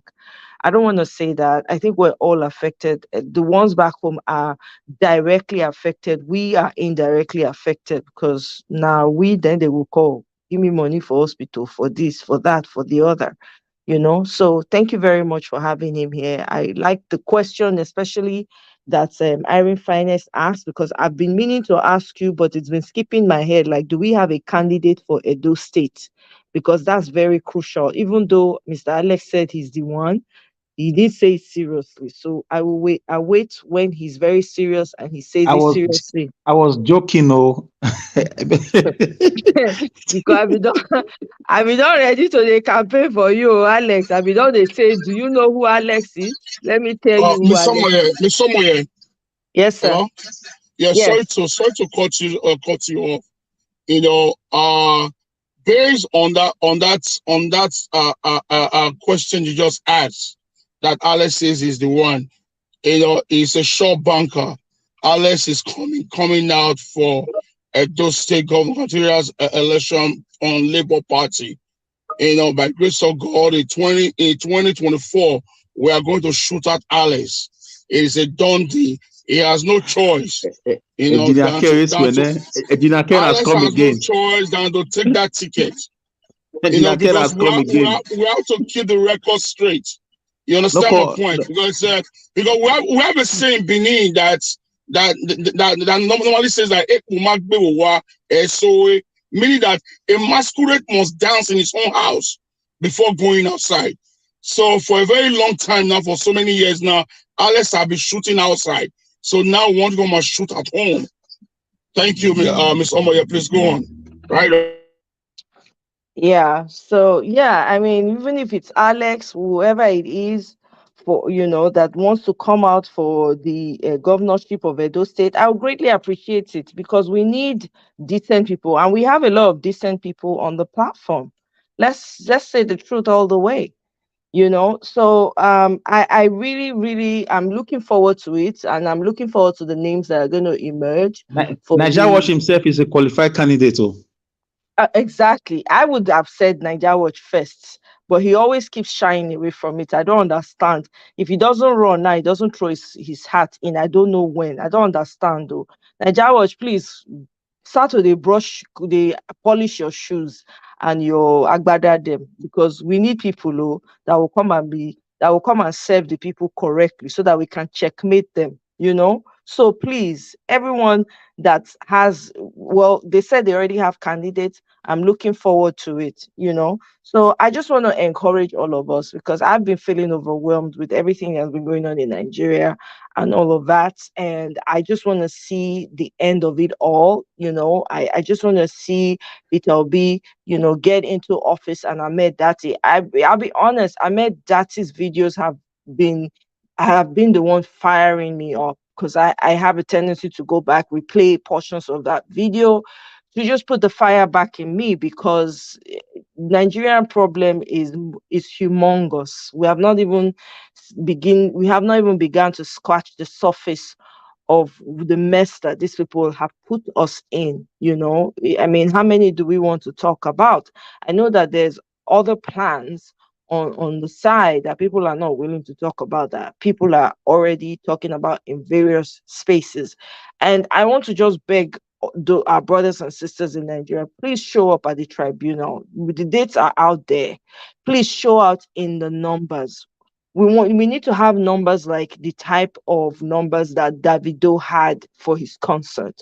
We need to have the same numbers that we had for the rallies. We can't afford to just have only 10, 3, 5 people outside of the tribunal. Please, this is really serious, guys.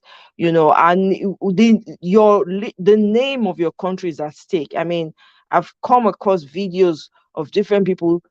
The way they talk about Nigerians now, it's pathetic, it's embarrassing, and it's really shameful, that we have come to this level.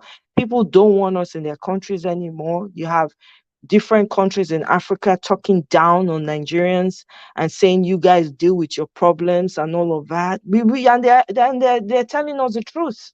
It's bitter, but it's the truth.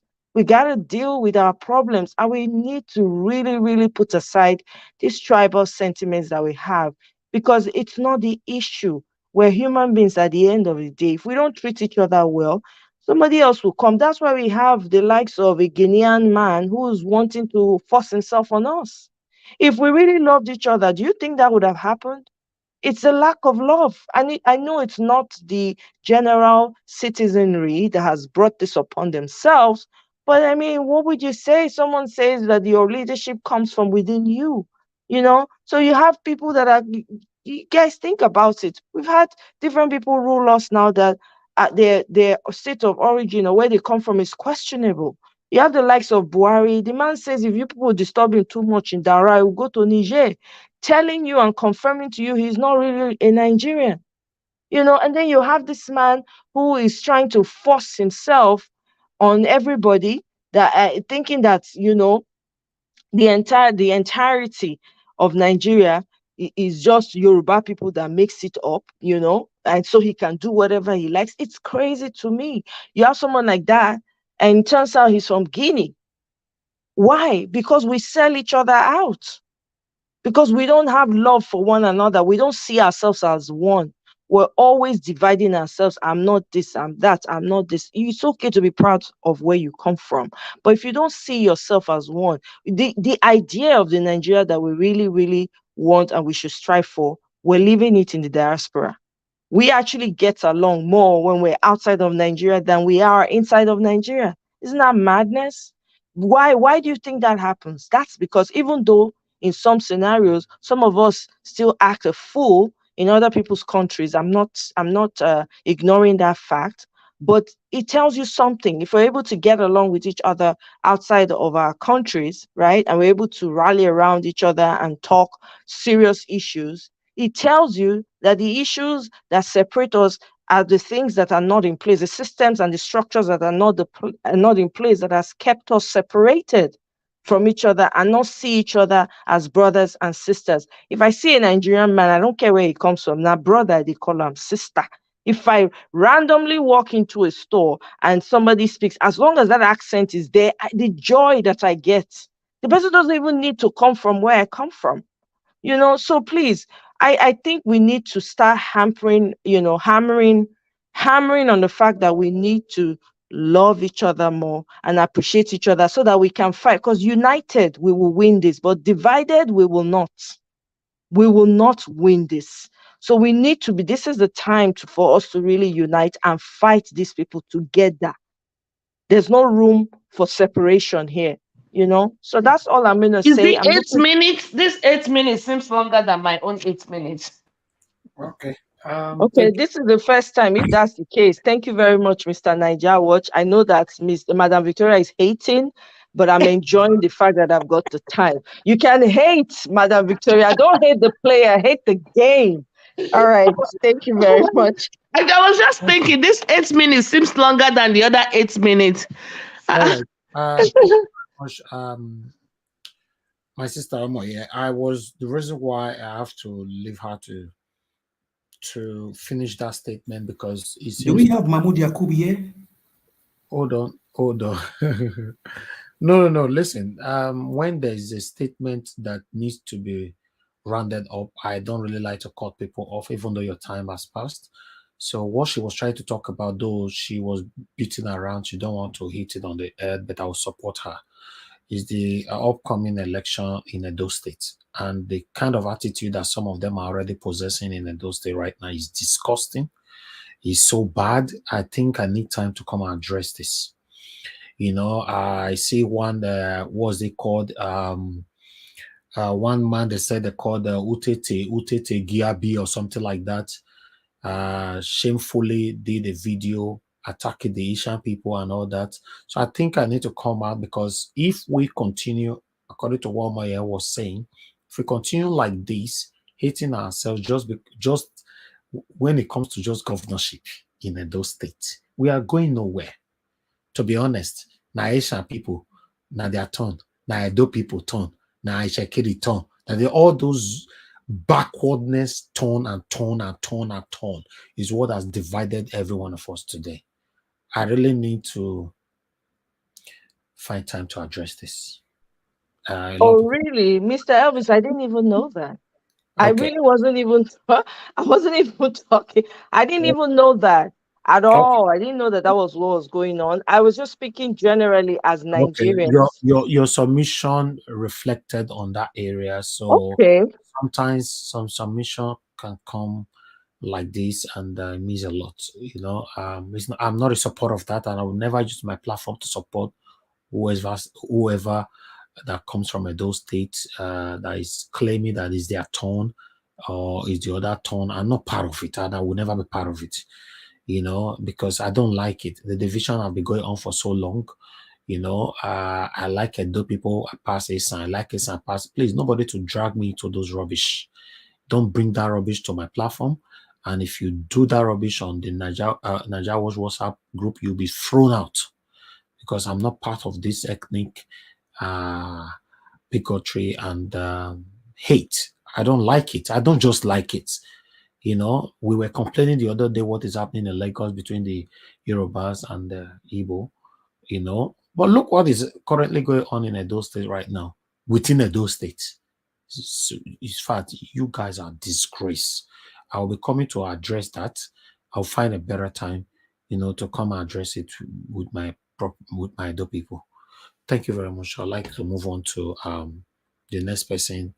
Engineer Ken, thank you very much, sir. Please use your 8 minutes.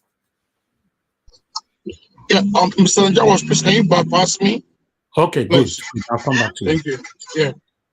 Okay, I would like us to give please mute yourself. Okay, thank you. I'd like us to move on to Mr. Edwin. Mr. Edwin, thank you very much for coming in. Good evening to you. I told you were going to be here during the time our national chairman was here. Niger Watch, I will just thank God for today because I traveled. I was thinking I was going to be back to my city before 4 or 5 o'clock. And coincidentally, my train ran into a car because I used public transport. The train I was using ran into a car. And oh, wow. It was terrible. So we spent almost 1 hour, 45 minutes inside the train. They locked up everywhere. Ambulance has to come, helicopter has to come. The fire service, they have to break everything, tear everything open. And the most wonderful thing God did for all of us was that both the car was squeezed to nonsense, but the person did not die. So just a little injury. Wonderful. And all of us that was in the train, we were all having minor injuries. And German, they have one stupid thing they do. They must control everybody to make sure that nobody go with injury unnoticed. Because they have to book it to the insurance. That's not a stupid thing. And but at times when you tell them you are okay, they don't want to agree. They have to control you by themselves in their own way. That's how that. It's not stupid. Tomorrow others might claim insurance on them. So that's why. Go ahead, sir.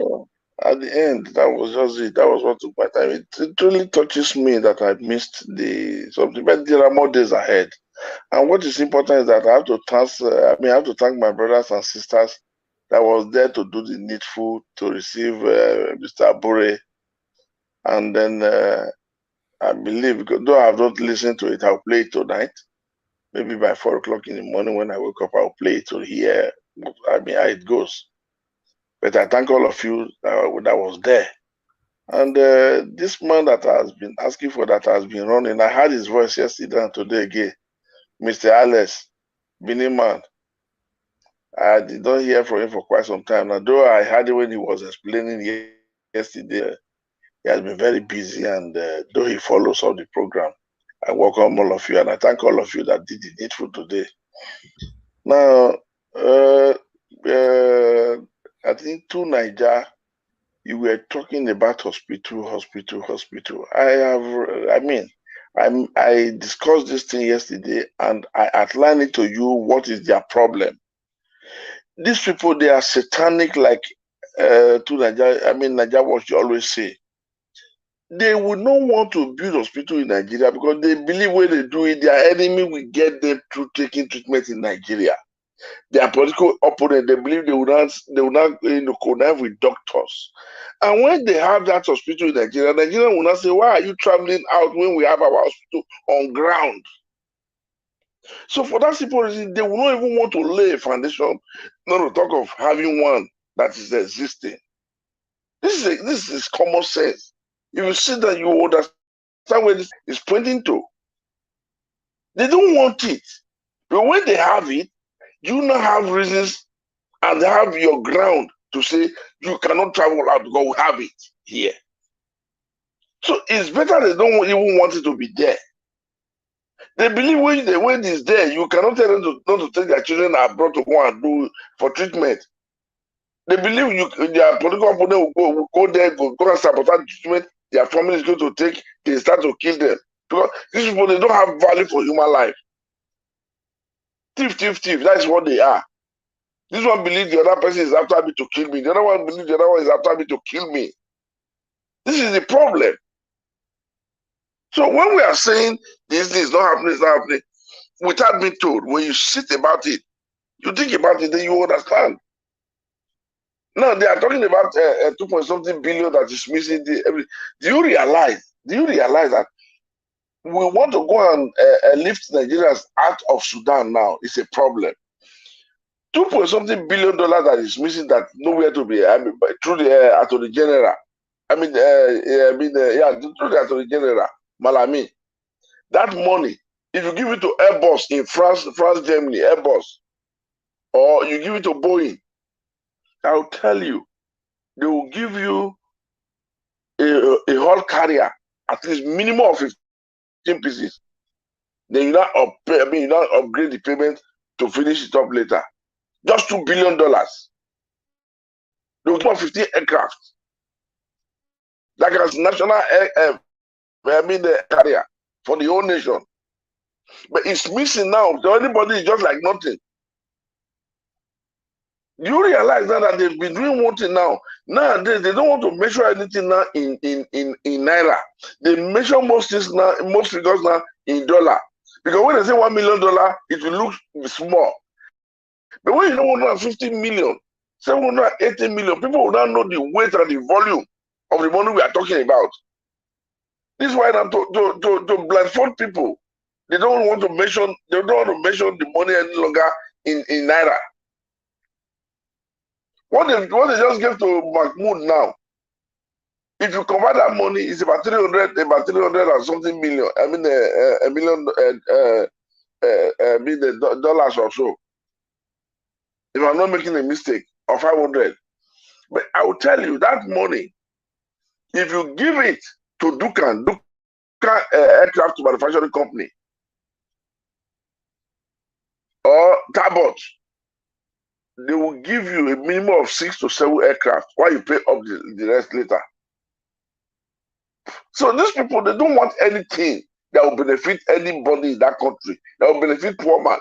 The lesser these things are available, the more it's an avenue for them to waste our food, use it without check and balance, and then do whatever they want to do with it. At the end of the day, they just come there and give you bill of what they want.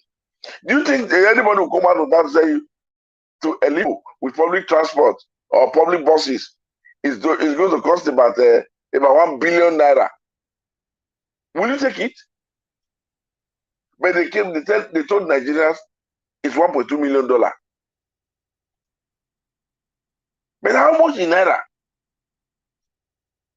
To tell you rate for Los buses and 40 Los buses with 1 billion. But they don't want to say it that way. They not turn it around and give you the figure in dollar. 1.2 million naira. So these people, every day they come in different direction. In different direction. So when we are talking about they do this, they do this, ask yourself. The presidential whole flight, I think they have seven jets there. What are they? What is the president doing with seven jets? What is the president doing with seven? With these seven, if you have another 3 to add to it, it will serve nationally in the whole of that Nigeria. It will serve the whole of Nigeria as a national.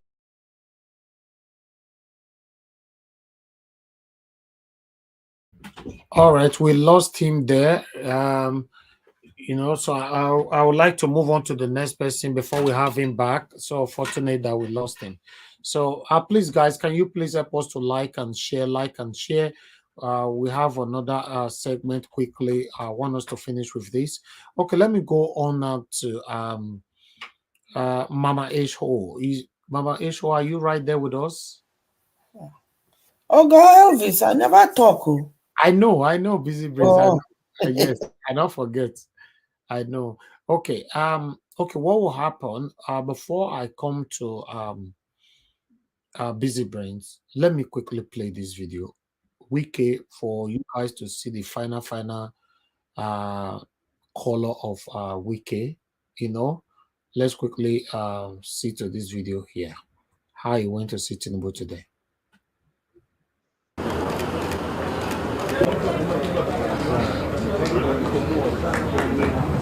Thank you very much.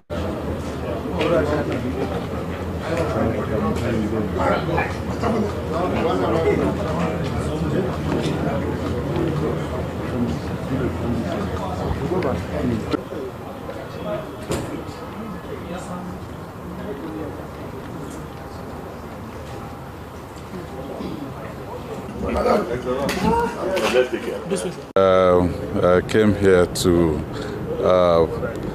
basically pay homage to the president-elect and to let him know that, elections are over. This is governance, and we will do our best, to give him support for good governance of Nigeria. Elections have come and gone. The winner has emerged, and therefore it is necessary for all Nigerians to rally around to give him the necessary support for the interests of Nigeria.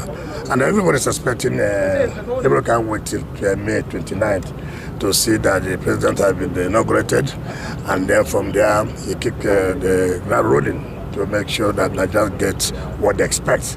I'm confident that he has what it takes to turn Nigeria around. I have that confidence. Kai, now wow. This is life for you guys. This is life. Level of impunity. Kai, this is life for you. Honestly, this is impunity of the highest order. I can't believe this. To be honest, I cannot just believe this. Madam Busy Brains, please talk to us. Nigeria, yeah? Nigeria is not a lost cause. I'm not giving up on Nigeria. Nigeria has gone into the dump. Like somebody say it's a shithole, isn't it? This is the reason why they say it's a shithole. You see, these criminals, it's like they're playing out a badly written script, and they've come out and they're expecting us to suspend our disbelief and believe them that they are dishonorable, just human beings that deserve to be respected. Well, what do we? They are political prostitutes. I owe them no apology. They are political prostitutes. Them and the Ned Nwoko, all of these people. Look at Makinde, quick to come and say this is supposed to be the opposition. Although I know they have been in opposition when they were even in the party. So this is what they wanted. I saw a tweet that Bwala posted out yesterday, and all the criminal gangs, I don't know if it is true, he was putting their designation, their new job role that they were going to get. And Wike was a minister in that. Festus, the senior advocate of narcotics, was also on that list. So is also FF for food. He was also on that list. All this drama, even Onanuga, all these rogues were on that list that Bwala posted out. I don't know how real that is, but you can just imagine. They've done their politicking, and this is all they can do. Anyway, that is Nigeria for you, and that is the Nigeria that is going to be in the past. Is Nigeria of the old, So let us take it this way. You see what these people want to do to us. You see, it would be so easy for them. They hate the obedience. They hate all the obedience. Well, because obedience have shown that they are highly educated, highly smart, highly intelligent, and they are able to foresee and preempt and forecast what the enemy is bringing miles away before the enemy gets them, and they are able to floor it by putting in a counter. And because of that, they hate us, because we are not able to buy their lies. You see, when we come on this panel earlier on, the people will say in the north, in the north, in the north. It is not the north, it's the elites that are in the north. The northerner has no access to all this. Those in the corner don't have access to all this kind of information that we have. They are not encouraged to go to school, but to go to school of Almajiri. Those that have gone to school are the elite, and then the other second class, third class within them that end up going to school and have seen that there is more to this life than what is, preached to them. So without that education, you can see it is very difficult for them to be able to think out of the box, for them to be able to rise above and expect more. All they are doing is they are is such a what's the word, where you see where it's from. They see their elites like gods. You understand? So whatever crumbs that the elites throw at them, they are very appreciative, very docile. But it is just a matter of time. However, I would like to bring this angle where it is the reason why it is so easy for them to be controlled. You see this, is it, what do you call this radio? Is it subsistent radio or transistor? Those tiny radios that you will be changing, looking for channel. Do you know the radios I'm talking about, Oga Elvis? Oga Elvis, those in the panel, you know those tiny radios that we normally... Yes, transistor radios, right? Transistor radio, yes. Do you know, no matter how poor the man, a Hausa man is, no matter the village that they are, they have those radio? In the past, when I was growing up, they would say, the Hausa man is very, very politically aware. But when I look at it, I don't think it is them being politically aware, because BBC Hausa has been in the fray long before. Is it not just now that they have BBC Igbo and BBC Yoruba? BBC Hausa has been there since the 80s. That's true. It's not longer, actually. Exactly. And they listen to it on these small radios. But it is all brainwashing.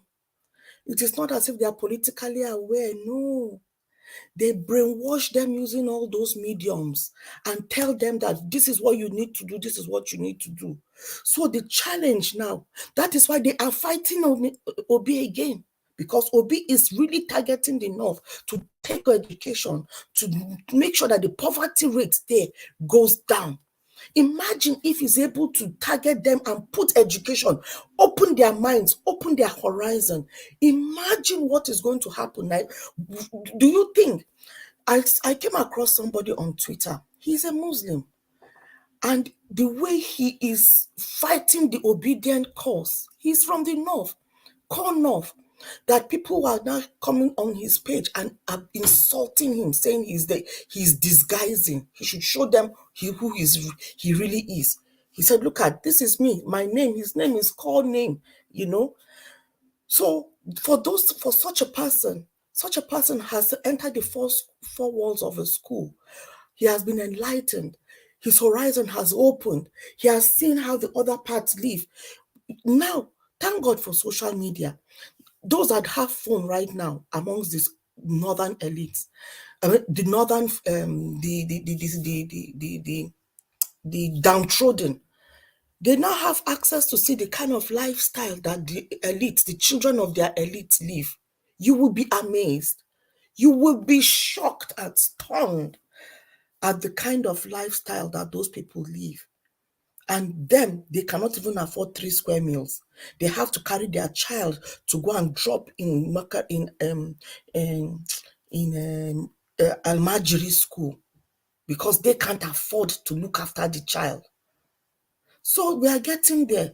We are getting there, Nigerians. It is going to be, and I want to talk about the judges as well. The judiciary, we need to put in more pressure to encourage them to do the right thing. I don't know, those 5 lists of judges that were listed out, those judges, if you look at the breakdown, I think 3 of them are from the Middle Belt. One from Kano, one from, I think is from the South, I think. I'm not sure. In fact, no one Igbo person in there. Anyway, and the president of the the president of the Court of Appeal is the only female that is there, which is Justice Monica Dongbang Mansem. That lady is from Plateau State, and she comes from the same local authority, same local government, as well as tribe as the current APC governor of Plateau State. I'm not saying anything, I don't know anything, but I'm just putting it out there for us to think about it. I don't know. It's very possible. She came into the seat of the president of the Court of Appeal in 2020 after the death of the previous female president Court of Appeal judge. And the question now is, who nominated her?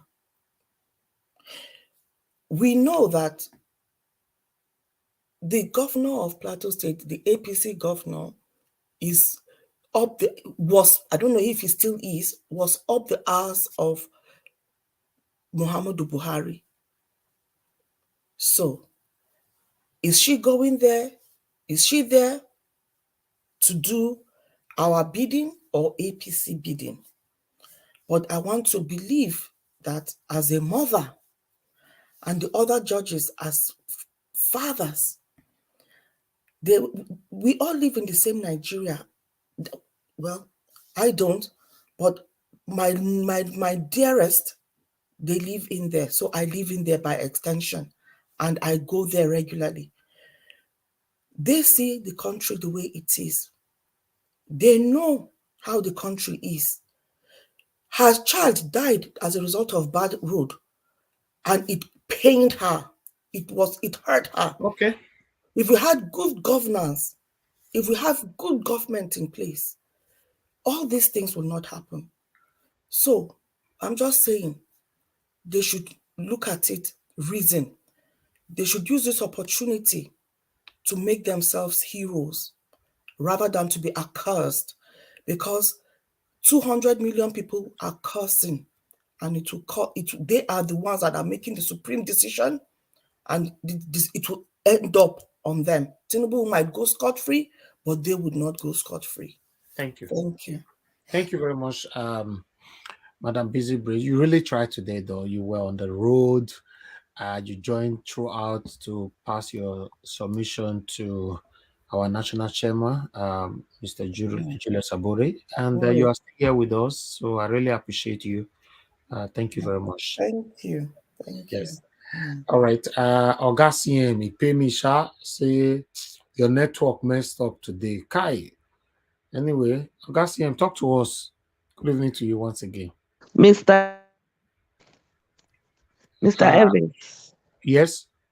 Who's calling me? Augustine is from UK, right? Yes. You see what I talk about UK people? How can your network be messing up UK? No. You stay in the outskirts of UK. I know you will defend your people. Augustine, we can't hear you. We can't hear you. We can't hear you at all. Everything you put on, you know, all those microphone, brother phone, sister phone, remove all of them so that we can hear you. We can't hear anything at all. You see now, Mr. Sienna, you they make people like Madam Victoria made the mock we come from UK. Even till now, we still can't hear you. Maybe you need to get maybe a booster, or have you got a booster? No, to be honest, we need to verify where CM they stay. He said County Durham. Because busy brains lives in UK. I live in UK. Our network never fail one day. CMO needs to be investigated. UK is glorified Lagos. That I was talking, you thought I wasn't making any sense. Share you see that. Okay, you know what, Oga CM? Why don't you stay online while you call Oga Elvis on WhatsApp? No, but it would have been good. You know, I like when he can speak from the panel, though. Oga CM, which one? But he's not able to. We want to hear his voice. We want to hear. No, we just see your demonstration, but we not hear your voice, Oga. Now this demonstration, you see now, Madam Victoria is UK, that's UK for you. No, not the UK. Now UK I did, madam. If my network not go, I cannot be able to carry you guys along. Have you ever seen my network fail once? At least once. Have you ever seen No, your network never fail. Only sometimes nature calls you. You know, nature as well. No, I'm very, very dedicated to my job. You know? Yes, wow. I'll give it to you. I done for you. So, Oga CM, could move on now since we don't wait now for the past 1 hour now. Your network will not. He could have just called in. No, I support what Busy Brain said. If he leave now, the problem is no. He can be on. He will just call you with his phone. He's on the computer, right? What's the need of being there then? Let him check his mic. So that he will not miss out now. Because we need a CM analysis, so I beg, just make an exception this time, Mr. Elvis. The truth is, I wanted him to leave and come back. That would be fine. But I see a lot of warriors get back. No, let him stay. So and just mute himself and call you. It will be better. Okay, Gassi, you hear us. What's your decision? CM calling. You know, so we wait for your thesis. Remove your headphone, sir. Remove that headphone. Remove it from your gadget. Remove it from your gadget, not from your head. You plugged it to your gadget, right? Unplug it and maybe that's the source. Wow. Mr. Elvis, you need to start reading lips now. Sign language. I think his video seems very steady. So it's maybe his computer, that his microphone. Yeah, it could be the mic. It's the mic now, because remember earlier on when it came in, the video was not stable. Now the video is stable, there's no voice. Oh,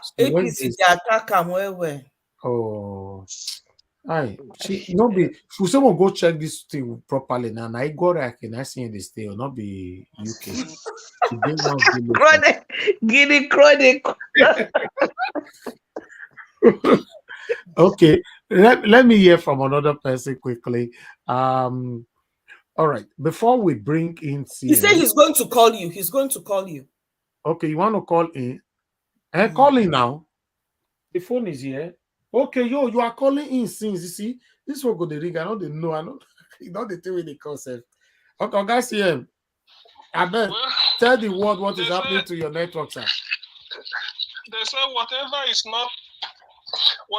not prohibited is allowed. So today is a free day. Anybody can yab me. I don't care. Maybe tomorrow things will change. So I don't worry.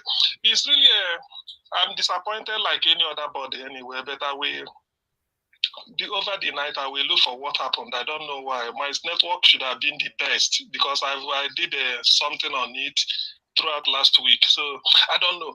Anyway, it was an embarrassment. Early today, I wanted to speak to our able chairman, Julius Abure, and then commend him for turning up, for finding time to be with us first. It's a sacrifice.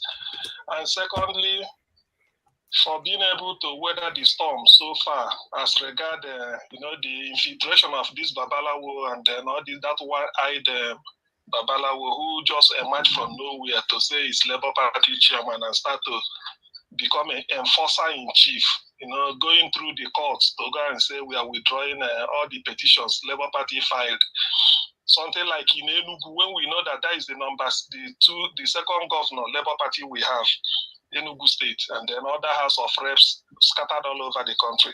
However, the question I wanted to raise with him was, some people asked some of them, but what I wanted to ask him was, I know they are going to court. It's not for that he will disclose what they are going to say or whatever, but I want to get assurance from him that, because now, since 25th February, I've refused to analyze any result. Say INEC may say P2B won in Cross River by 1 million votes or won Anambra by 500 billion.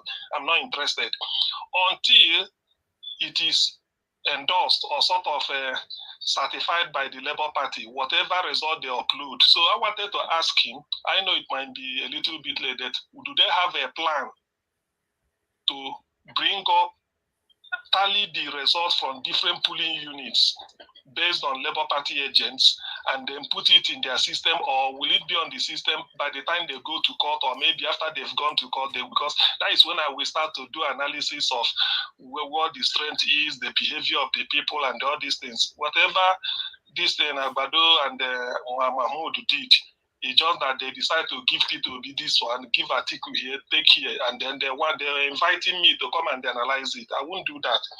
Since if the system is flawed, it can never produce a better outcome. That is my principle.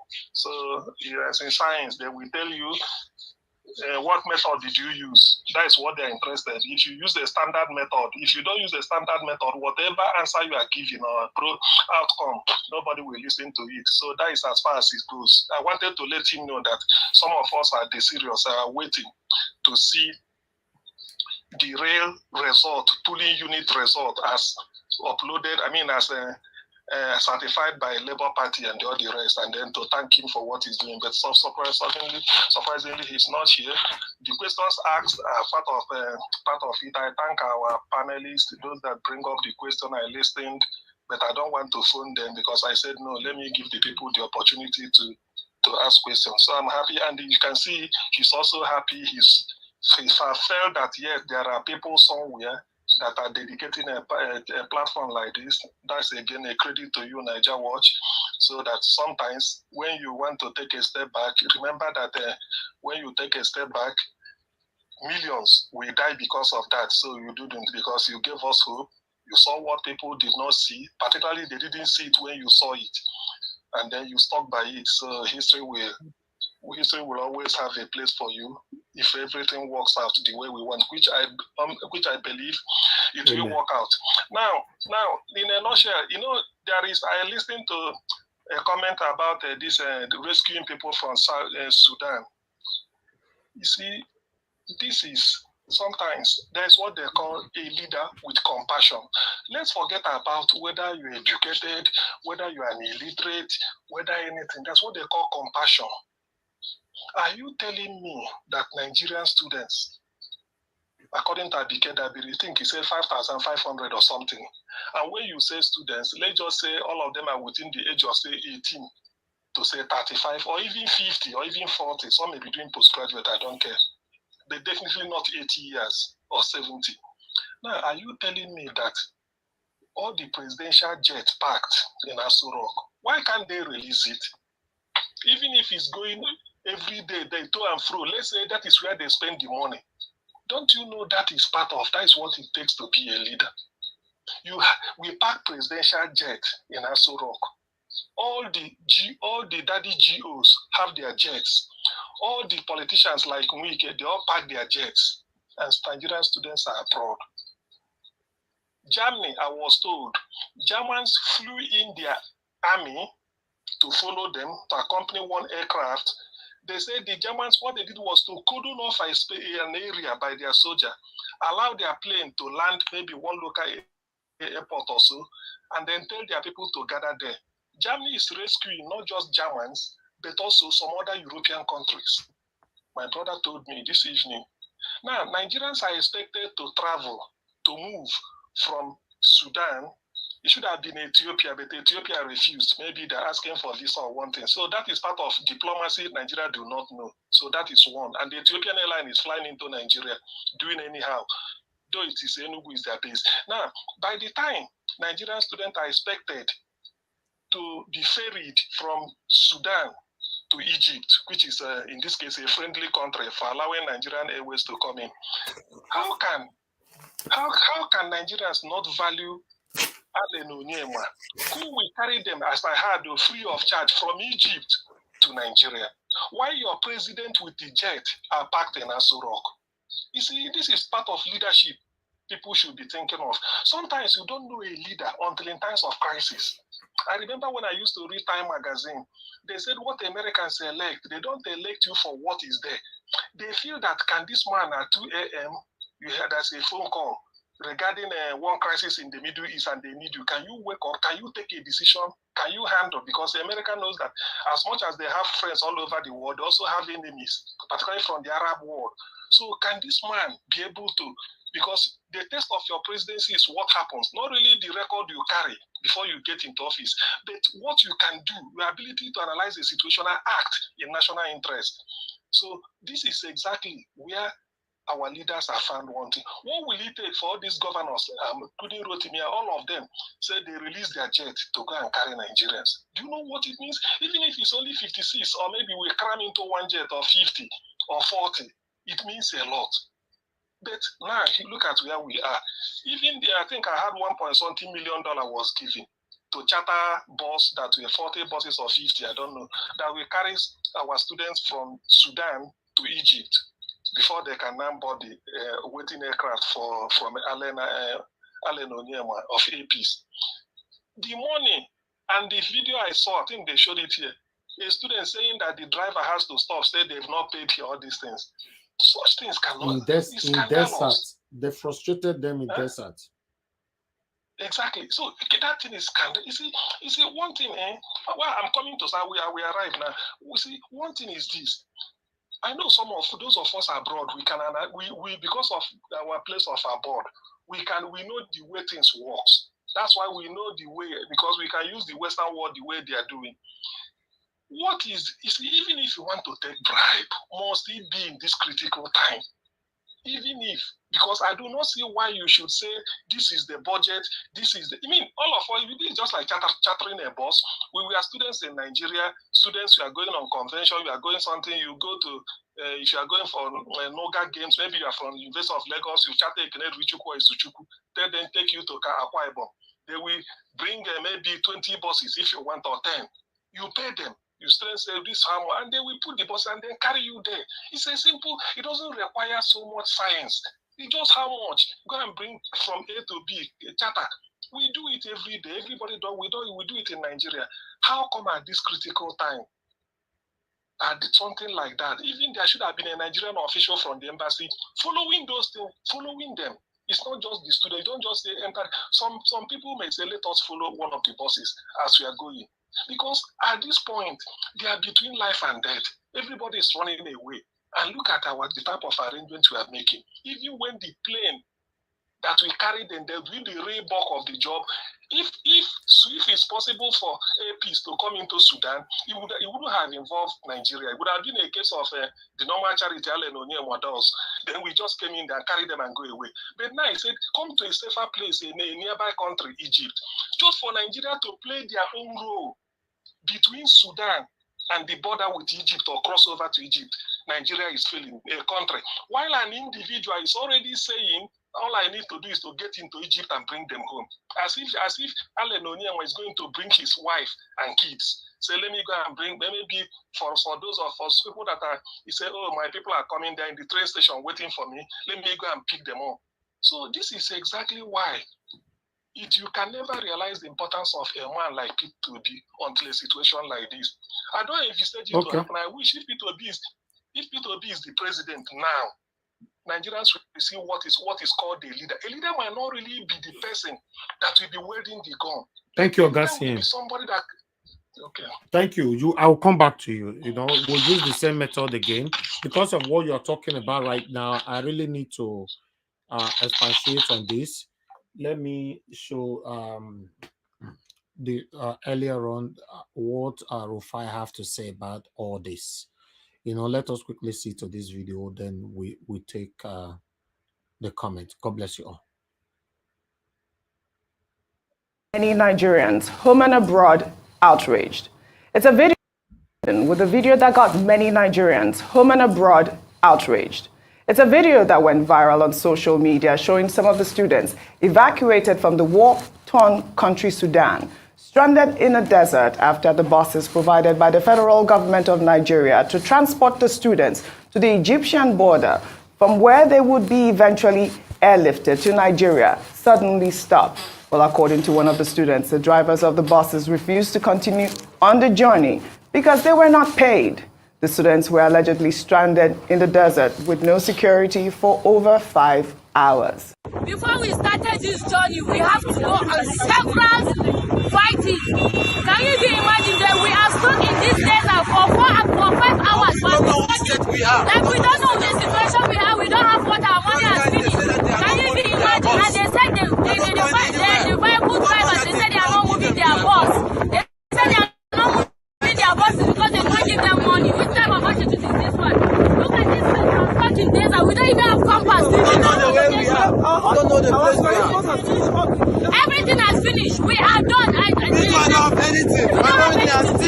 We don't have bus. We don't have anything. We don't have compass. We even know our location. We're in an unknown environment with a very big danger.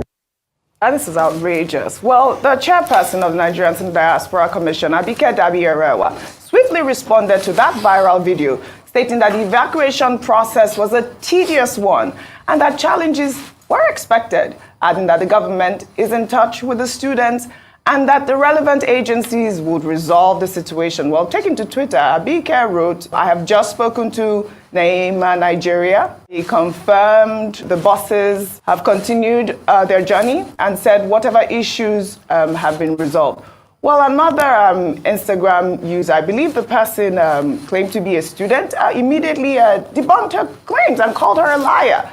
He wrote, "You're a liar. They continued because the students gave their passports to the drivers until the payment has been made." I mean, Rufai, this is quite a point. We have seen evacuations across, different countries. Why Nigeria? What is really going on here? That was ridiculous. I mean, at first I thought it was a joke. I didn't think it was a real video until she responded to that video. Why on earth will this happen? You see, yesterday, you were not around when this issue was raised. I remember what I said. I said it's not supposed to be a big deal, but because of the lack of trust and the public distrust the public has, we have a right to be able to question that $1.2 million. You see, like I was a prophet, I knew something was going to happen. You see, I don't know why Nigerian matter will always have K-leg. The leg is not always straight. This was not a big deal. It was just an evacuation. If you had contacted the transport company for the 40 buses, you should be able to negotiate with them.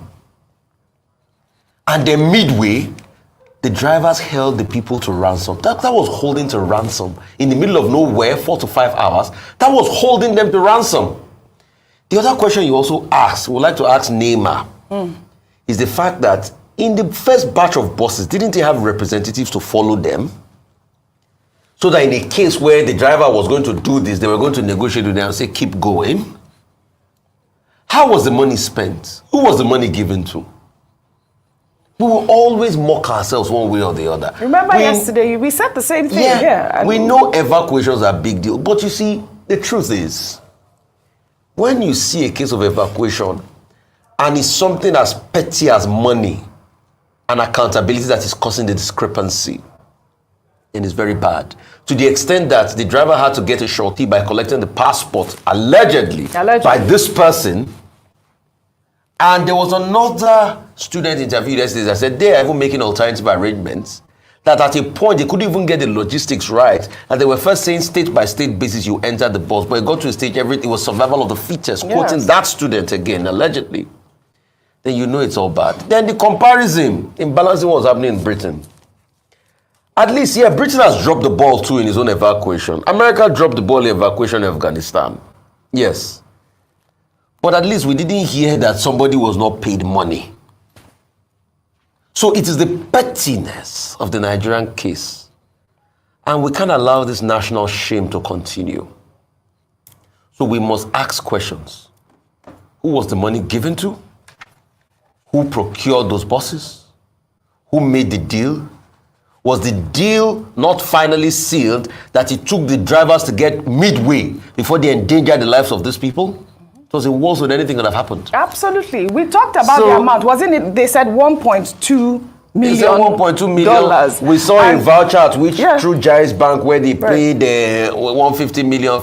What happened? Exactly. We must be able to get to the root of this matter. This matter is not supposed to be a big, because what happened there is a national embarrassment. And you see, I'm happy that Madam Abike confirmed it, that it happened actually.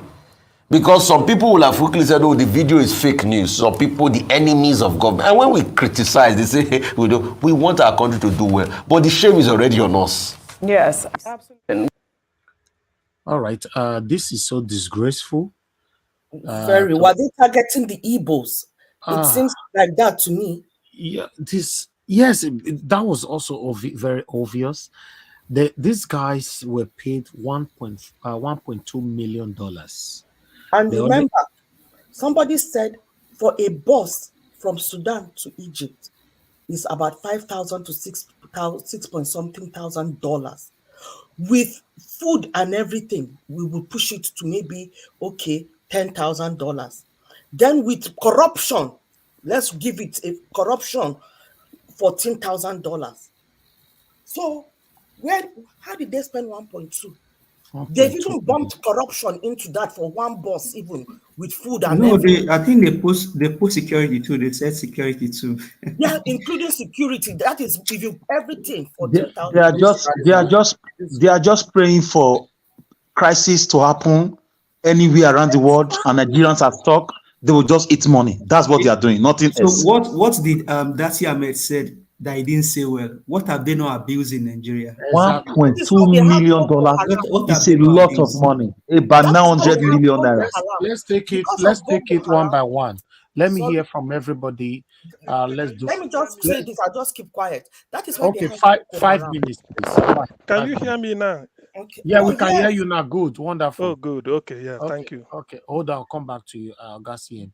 Okay, Busy Brain, please use 5 minutes. That's why they have Boko Haram. Boko Haram is a money venture for them. While I understand it is not generated by Nigerians, but it is something that came from externally and with Nigerian Judases. Now, when you look at the budget, the national budget, it is astronomical in terms of civil security. Now, they are using the insecurity in Nigeria for them to kill Nigeria. So the budget that they give to fight these incumbents is crippling. So just like what I think it was Tunaja or is it Give Us Our Mandate said, they create problems. Then they will now come and say they want to solve it by bringing in money. Then they will now, it's a means of getting money into their own pockets. Corruption to the core. Now, the thing is this, right? These people that are in Sudan, these young people that are in Sudan, it's just unfortunate because at the end of the day, these people, oh sugar, sorry, somebody's calling my phone. My train of thoughts. These people, the young people in Sudan right now, what is happening is that a lot of them were sent out there, and this person that is calling them that is asking them to give them the state of origin. As far as I'm concerned, when I saw that, the first thing that came to my mind is they're trying to target the Igbos again. They're trying to identify who are the Igbos so that they can put them in the back of the queue. And that is totally wrong. And I want to hijack a point that Mr. CM said, that one of them, all these people have private jets. They have private jets. None of them could say, let me go and rescue these people.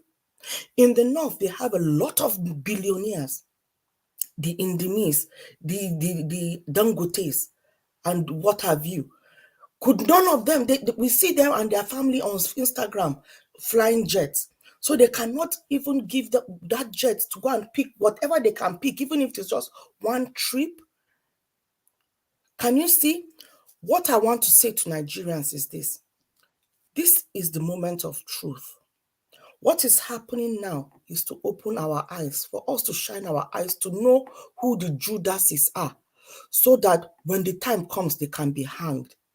You see, countries like Egypt and I think Ghana followed suit. It took a cue from Egypt. During Anwar Sadat's reign, when he came into power, all the pashas, all the political bigwigs were rounded up in a plane and were thrown in the Red Sea. That is how they got stability. They enjoyed stability till the Arab Spring. And I think that is the same thing that happened too in Ghana. That needs to happen in Nigeria. There is no mercy, because these are the people that end up making the polity rotten. If the head, they say fish spoils from the head. So if the head is rotten, then every part will be rotten. That is why you see a lot of Nigerians now going around without enterprise, and they want to, as they're aspiring to have a celeb life, they want to live it large. They want to steal money too and live the life to just enjoy life. They don't care how they do it. They go Olosho or they go for Yahoo, whichever route. If not desperation, have you not heard of Nigerians that are sleeping with animals for money? And this is all because our head is rotten. And they want to bring another head that is even rot. It is, what is rotten? Rotten is if there's another word that is beyond rotten, that is what the one that is trying to come in and impose himself. It's a capital N-O. It's not going to happen. He's not going to come in, because when he comes in, all our children will either, if they are not dead because they've taken drugs, they will go into prostitution or armed robbery. Thank you, Madam Busy Brace. Thank you very much for your submission. Okay, let me take one or two calls quickly. Mr. Chris, thanks for calling in, sir. Good evening to you. Please talk to us. Yeah, good evening. My name is Chris. I'm calling from Dublin. Can you hear me? Yes, very clear, sir. Yeah, well, I just want to comment on this Sudan evacuation thing. You know, I think it's the third time in a row that I'm trying to reiterate this. Now, we have to come to the realization that there's a big problem of ethnicity in our country. We mustn't shy away from that. Now, the question is that it's not even that there is a big problem of ethnicity, but the thing is that the next government that's going to come in, let's assume that the judiciary, if they skip this judgment and give it to Tinubu, the Tinubu administration is going to be worse in terms of ethnicity. If you listen to this Abike Dabiri, in some of the issues involving Nigerians in other countries, especially the Igbos, when it has to do with them having problems with government in Indonesia and countries like that, you can see her reaction to some of those issues. She's a full tribal bigot. Now, apart from even that, the problem we all need to understand is that we are different. And apart from being different again, I have to say the Igbos are specifically being targeted. And after this, they are going to come for the next set of people. And if we don't know, you see this only lady among the 5 justices in this Peter Obi's case. Do you know what it took before this lady was being able to be made the president of the Court of Appeal? They did everything to stop her because she was the next in line. She fought and fought and fought and fought. The story was on the news every day. This same Rufai was one of the people that championed the story. They refused to make her the president of the Court of Appeal, but somehow After so many battles, she finally succeeded. That's just to tell us how this country is skewed to favor some people. We all have to keep on fighting, because what we have seen in the Buhari days is just a tip of the iceberg. These guys that are coming, they are more brutal, they are deadlier than any person can ever imagine. It's going to be a total clampdown on one set of people in this country. And if they finish with that set of people, they are going to come for the rest of us. Thank you very much. Thank you, Mr. Chris. Thank you, sir. I could have made an interjection. No. Just please. Okay. Just 1 1 minute. minute. Quick. You see, why I may not really go, or maybe why I may not really go along with this state of origin that they're targeting the Igbos. Probably there may be like in Sudan, but they should. But is that not stupid that you are targeting the Igbos in Sudan? The aircraft you are going to board in Egypt, who owns it? Thank you. The aircraft you are going to Egypt to board to bring you to Nigeria. Oga, CM, they don't reason like that. That is the thing. They are very myopic. Exactly. So that is the thing. If supposing you do it and the phone call gets that they said no, they don't want because you left. You see, that's why sometimes when you are digging a hole for your enemy, you will succeed. But in the fact that your enemy fell into the hole, as you are rejoicing, you will forget that the hole is there and you will fall into. So this is stupidity. The Igbo man volunteered free of charge. Just let me go and bring them. They are my brothers. And you are there making profiling people, state of origin. Well, maybe there may be a reason for why they are doing it, but that is the worst place to practice state of origin. I don't have time. Time not there like that again. No. Yeah, but I don't see the drag this. Sorry, Mr. Elvis. Just to that caller. Yeah. So he said something that is so touching. But you know one thing, even though we think that they are profiling one set of the nation, there are some Yorubas also are being profiled because not all Yorubas support Tinubu. In fact, only little that are the Agberos are the one behind him. So the ones that will not support his legitimacy also, people like me also are being profiled. So it's not a battle against just, maybe in the long run, not a battle against even the Igbos alone, but even to the Yorubas that don't support their wickedness. They are being profiled too. Yeah, so this is a kind of a fight. So because after this whole thing, the sheriff will not go down. It will not happen. But imagine if it happened in their dream. All of us clamoring for a new Nigeria that are not supporting this guy, that don't see his legitimacy, will be gone after. So in the big picture, I may say, okay, for the Igbos, but the Yoruba that didn't support the legitimacy of this guy, also will clamp down. You see? You are right, though. It's everybody that will be clamped down. We may say the Igbos in the big picture, but some people like me, I'm not against him, but he's not my president. I don't support him. He doesn't support my moral. And we have people like Ayo Adebanjo, people like Rufai Oseni, people like who again, Delifaro Timi. All of these guys will be people like Road Viber will be gone after. So all of us in the social media that doesn't support them will be gone after. They'll bring, so Nigerians should better wake up. Nigerians need to wake up. This old thing that will come here every day and speak. Nigerians need to wake up. Don't just sit down there and be going to Davido's concert. I'm not against his concert, but now is when you need to think well. Your house is on fire. You are going to concert. People will sit down here several hours deliberating for the nation. You guys are going to. That tells you they are not serious. You see Ukraine. How serious people are. Don't say Tyrese. They are so never so you may think it's Igbo in the but the people like me that don't support this wicked drug baron will be people like Madam Busy Brain that don't support she's from the north also. You think they will not come after her? All right. And we can't even go Nigeria. You know, yeah, obviously they'll target. Sorry, Mama, you can go to Nigeria, but one thing is when they see your other passports and they know that, oh, you're always here talking against them. The only thing is that, I mean, because you have the other passport, they cannot do anything. But you know, one thing is people will be No, these guys are don't say wicked. they can't. If you don't prepare yourself, they will. Wicked. Yes, they are very satanic. They are very satanic. You're right. You have to have your people around you. If not, these people will intimidate you in Nigeria. It's not intimidating, it's killing. There's nothing like intimidation.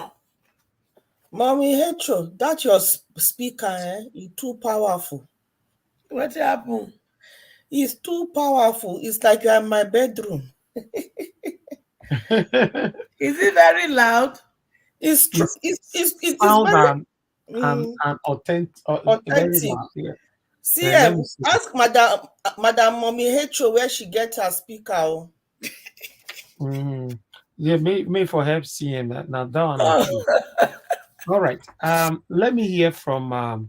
I'll come back. I'll come to my HO shortly, and but let me get another view. I don't know if Engineer Ken is ready now, but I'm not sure. Okay, let me quickly go to Omoye. Omoye, are you there with us? Okay, she's not ready right now. Yeah, I am. I'm sorry. My mute thing, I think because I've been on this phone for God knows since you've been on live. Yeah, but that's fine. So people take time to come in like that, but that's fine. What's your take on this? Our people in Sudan and the Yes, Connor, I'm waiting for your notification. I have not seen it. I want to come to your show again. Yeah, I'm gonna actually You're doing wonderful after. show. Thank you, What Mr. time Alex, do you do your show? for stopping by. Really, after I wait till after I get off work. So usually at 5:15, which is like maybe past 1 a.m. your time. But if you're able to catch it, yeah, that's fine. I'll do till daybreak one day. Yeah, thank you so much, Mr. Alex, for stopping by. It was a real pleasure having you over. Thank you for the privilege. Thank you for the opportunity. Thank you. Thank you, sir. So, well, with regards to the Sudanese people, I mean, the people in Sudan, right? Isn't it ironic? And I'm just saying this for the heck of it, not trying to rub salt to their injury. But truth be told, most of those people, if you take a poll, you find out that most of them voted for these same people that are trying to force themselves on us. I empathize with their situation. I surely do. But if we say, let's take a poll, you find out that they voted for the same people. Can you hear me? Hello. Yes, we can hear you. Oh, okay. I thought somebody was speaking. Okay. No, Mommy Hetro's on the phone. Would they hear you, Mommy Hetro? Mute yourself. We don't hear your bank account. So anyway, I mean, if you take a poll, you find out that these people, some of them voted for this candidate. Now, on the one hand, I can't understand. I really can't wrap my mind around. Somebody has volunteered to, bring the people back home. Why the need to spend waste such money? And at the end of the day, you end up not even paying the people that matter the most, the bus drivers. Now, we have so many people in Nigeria with private jets. We have so many people with private jets in Nigeria. I mean, I don't understand. Couldn't they use one of those? And then you pay 1.2 million, right? $1.2 million. Now, somebody did a calculation somewhere. I saw it was like to rent a bus. If we're to rent a bus, all inclusive, it would be like 6,700 thereabouts, right? Even when you add all of that up with expenses and all of that, it still would not hit 1.2 million. So these people just use the opportunity, the slightest opportunity they have, to take advantage and to rob us broad daylight and tell us you guys can do nothing. It just feel like say person just open your door, waka enter inside. No mind you, enter your kitchen, eat all your food, carry all your furniture, everything, broad daylight. I've lost count of how much these people are spending on unnecessary things. And everything is in the million, billion. billion, trillion, billion. Hey God, what did he mean for that country? I don't understand. Anything remain. It's Every like time I hear, go ahead. Sorry. it's like they went and swore an oath never to do good with the money. That's Because exactly what it is. That's what it is. These people are, I keep saying it, they're in a cult. I don't know. They're in a cult that has told them you cannot do for your own. So all the money you're going to get, you are only able to spend it on yourself. The moment you try to do for the people that you have stole from, it will cease to be your own. This is the only way, because I don't understand. That's what it seems like. With all the tears, I'm wondering to myself, with all the scream that is going on all around with our people in the Sudan, right? And mind you, I say our people in air quotes, because now they are claiming that they have over 1 million, 1,000 Fulani people in Sudan. Where did they come from? Why is nobody asking that question? These people have us on game. They are playing it out. Yes, and what are they studying in Sudan? What are they You have to studying? check That's all the this. question. Most of them are studying. Somebody said, I think I read it somewhere on Twitter, when somebody said they were reading one of the people in Sudan, they were asking, when they were asking him questions, what he's doing and all of that. The guy is studying how to suppress Christian religion in Nigeria. I mean, please, he's writing a thesis on it. Come on, guys. At PhD level. At PhD level. Is that what we really want to be dealing with?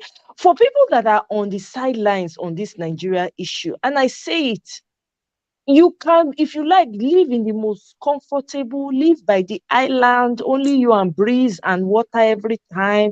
Matter of fact, live in Mars or being on the moon living. You see this matter, it affects you. There's no amount of enjoyment you will ever have. There's no rich person in Nigeria. We need to stop that. There's no billionaire in Nigeria. There's nothing like the richest person. You know they exist. You know why? Because they have impoverished everybody intentionally, just so that they can have a name and influence and power. You need to be asking questions. Look at all these people screaming, hey, the government did not come and carry us. Oh, they abandoned us here. When we are screaming from the top of our lungs, you people vote correctly. Vote for a human being that will care for you. Stop looking at tribe.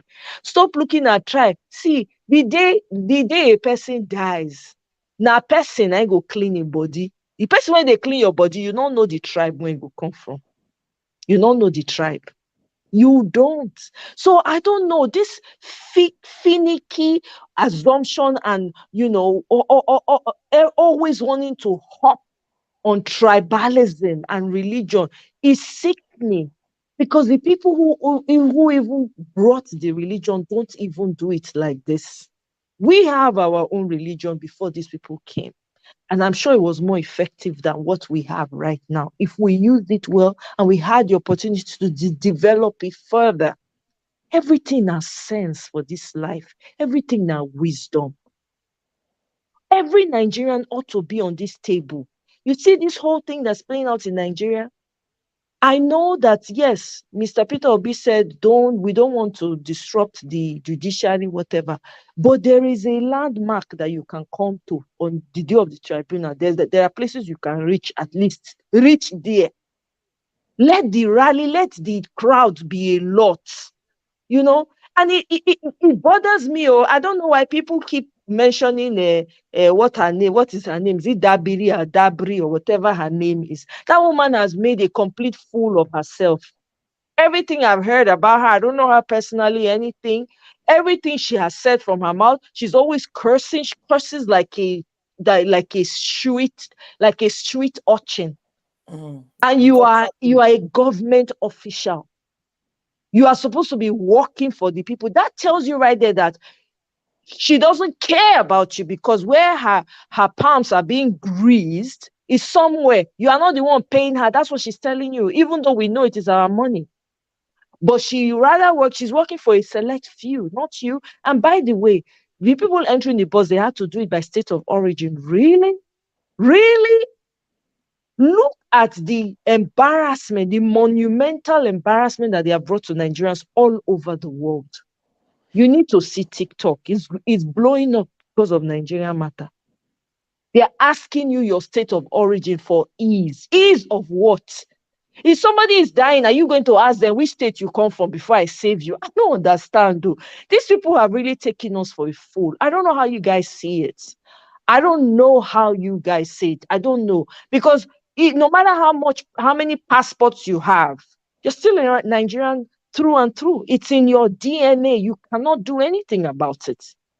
The fact that you have an origin from there, it will speak for you. The blood will be speaking. You don't understand. In case you're sleeping, I hope you wake up. I hope you are smelling the coffee that is very hard and dark. Because these people, they did not come to play. This is just trailer before the real movie starts. They are telling you internationally that they do not care for you. They do not care for you. They have not sworn them in. What are you still waiting for? What are you sitting, folding your hand for? This is the time to pull it all the way down. I don't know whether to feel sorry for those in Sudan. To be honest with you, I think I've lost all emotions. I really have. This whole Nigerian thing has sucked everything out of me. But I don't even know. I see them crying. I mean, who wants their child to be stuck in a situation like that? Those people, some of them come from wealthy homes, so don't get it twisted. Some of them come from wealthy homes. Some of them, their fathers are politicians. Oh, of course, of course. Do you understand? This is how much they don't care. So most of them, they are ready to sacrifice their own children just to hang on to power. They don't care. They're ready to do anything. Nothing pains them. Nothing affects them. We need to get it right. We need to know what we're doing. You know, it's just a shame because we're watching this unfold on a daily basis. Every day it's another new thing. Every day is another new thing. Every day is another new thing. You know, common to just see people, other citizens of different parts of the world. Look at them picking up their citizens. Uganda sent their own aircraft to pick up. Come on, who wouldn't want to feel loved? Who did we offend in Nigeria? Who did we offend in Nigeria? Which crime did we commit as Nigerian citizens? Which crime? Was your father there? Was my own father there? Was my own father? Because I don't understand. My father was a man of integrity and a man. I see my father in Peter Obi, because that's how my dad was. Stubborn and always. It's all about you. Dare not tell him a lie. You tell him a lie, it is a greater punishment you get. I don't understand all of this. And I said this yesterday. Women in Nigeria, I don't understand. You keep taking less and less and less as a human being. There are no hospitals. You get pregnant. Your life is on a thin rope. You don't know whether you're going to come out of it. And yet you are getting married and having children that people will turn into kidnappers, terrorists, for crying out loud. What is going on? Can we start to think really deeply about how to solve this problem? Can women gather together and say, you know what, until our husbands provide security for us, we are not doing anymore. What is wrong with that? No, it's serious. We've gotten to this stage now because we're not going to have a country anymore. We're not going to have an ancestral home anymore. Where are the men that are supposed to protect? Where are they? And what is the women Abarayot? Not too far away in history. Or don't think it was too far. It was not too far away in history. They fought and they took down a colonialist during the colonial era. We read about it in books. What are the women doing? Oh, now they suffer pass. You marry, you mistake, marry man when no, you're not supposed to marry. You go chop serious suffering.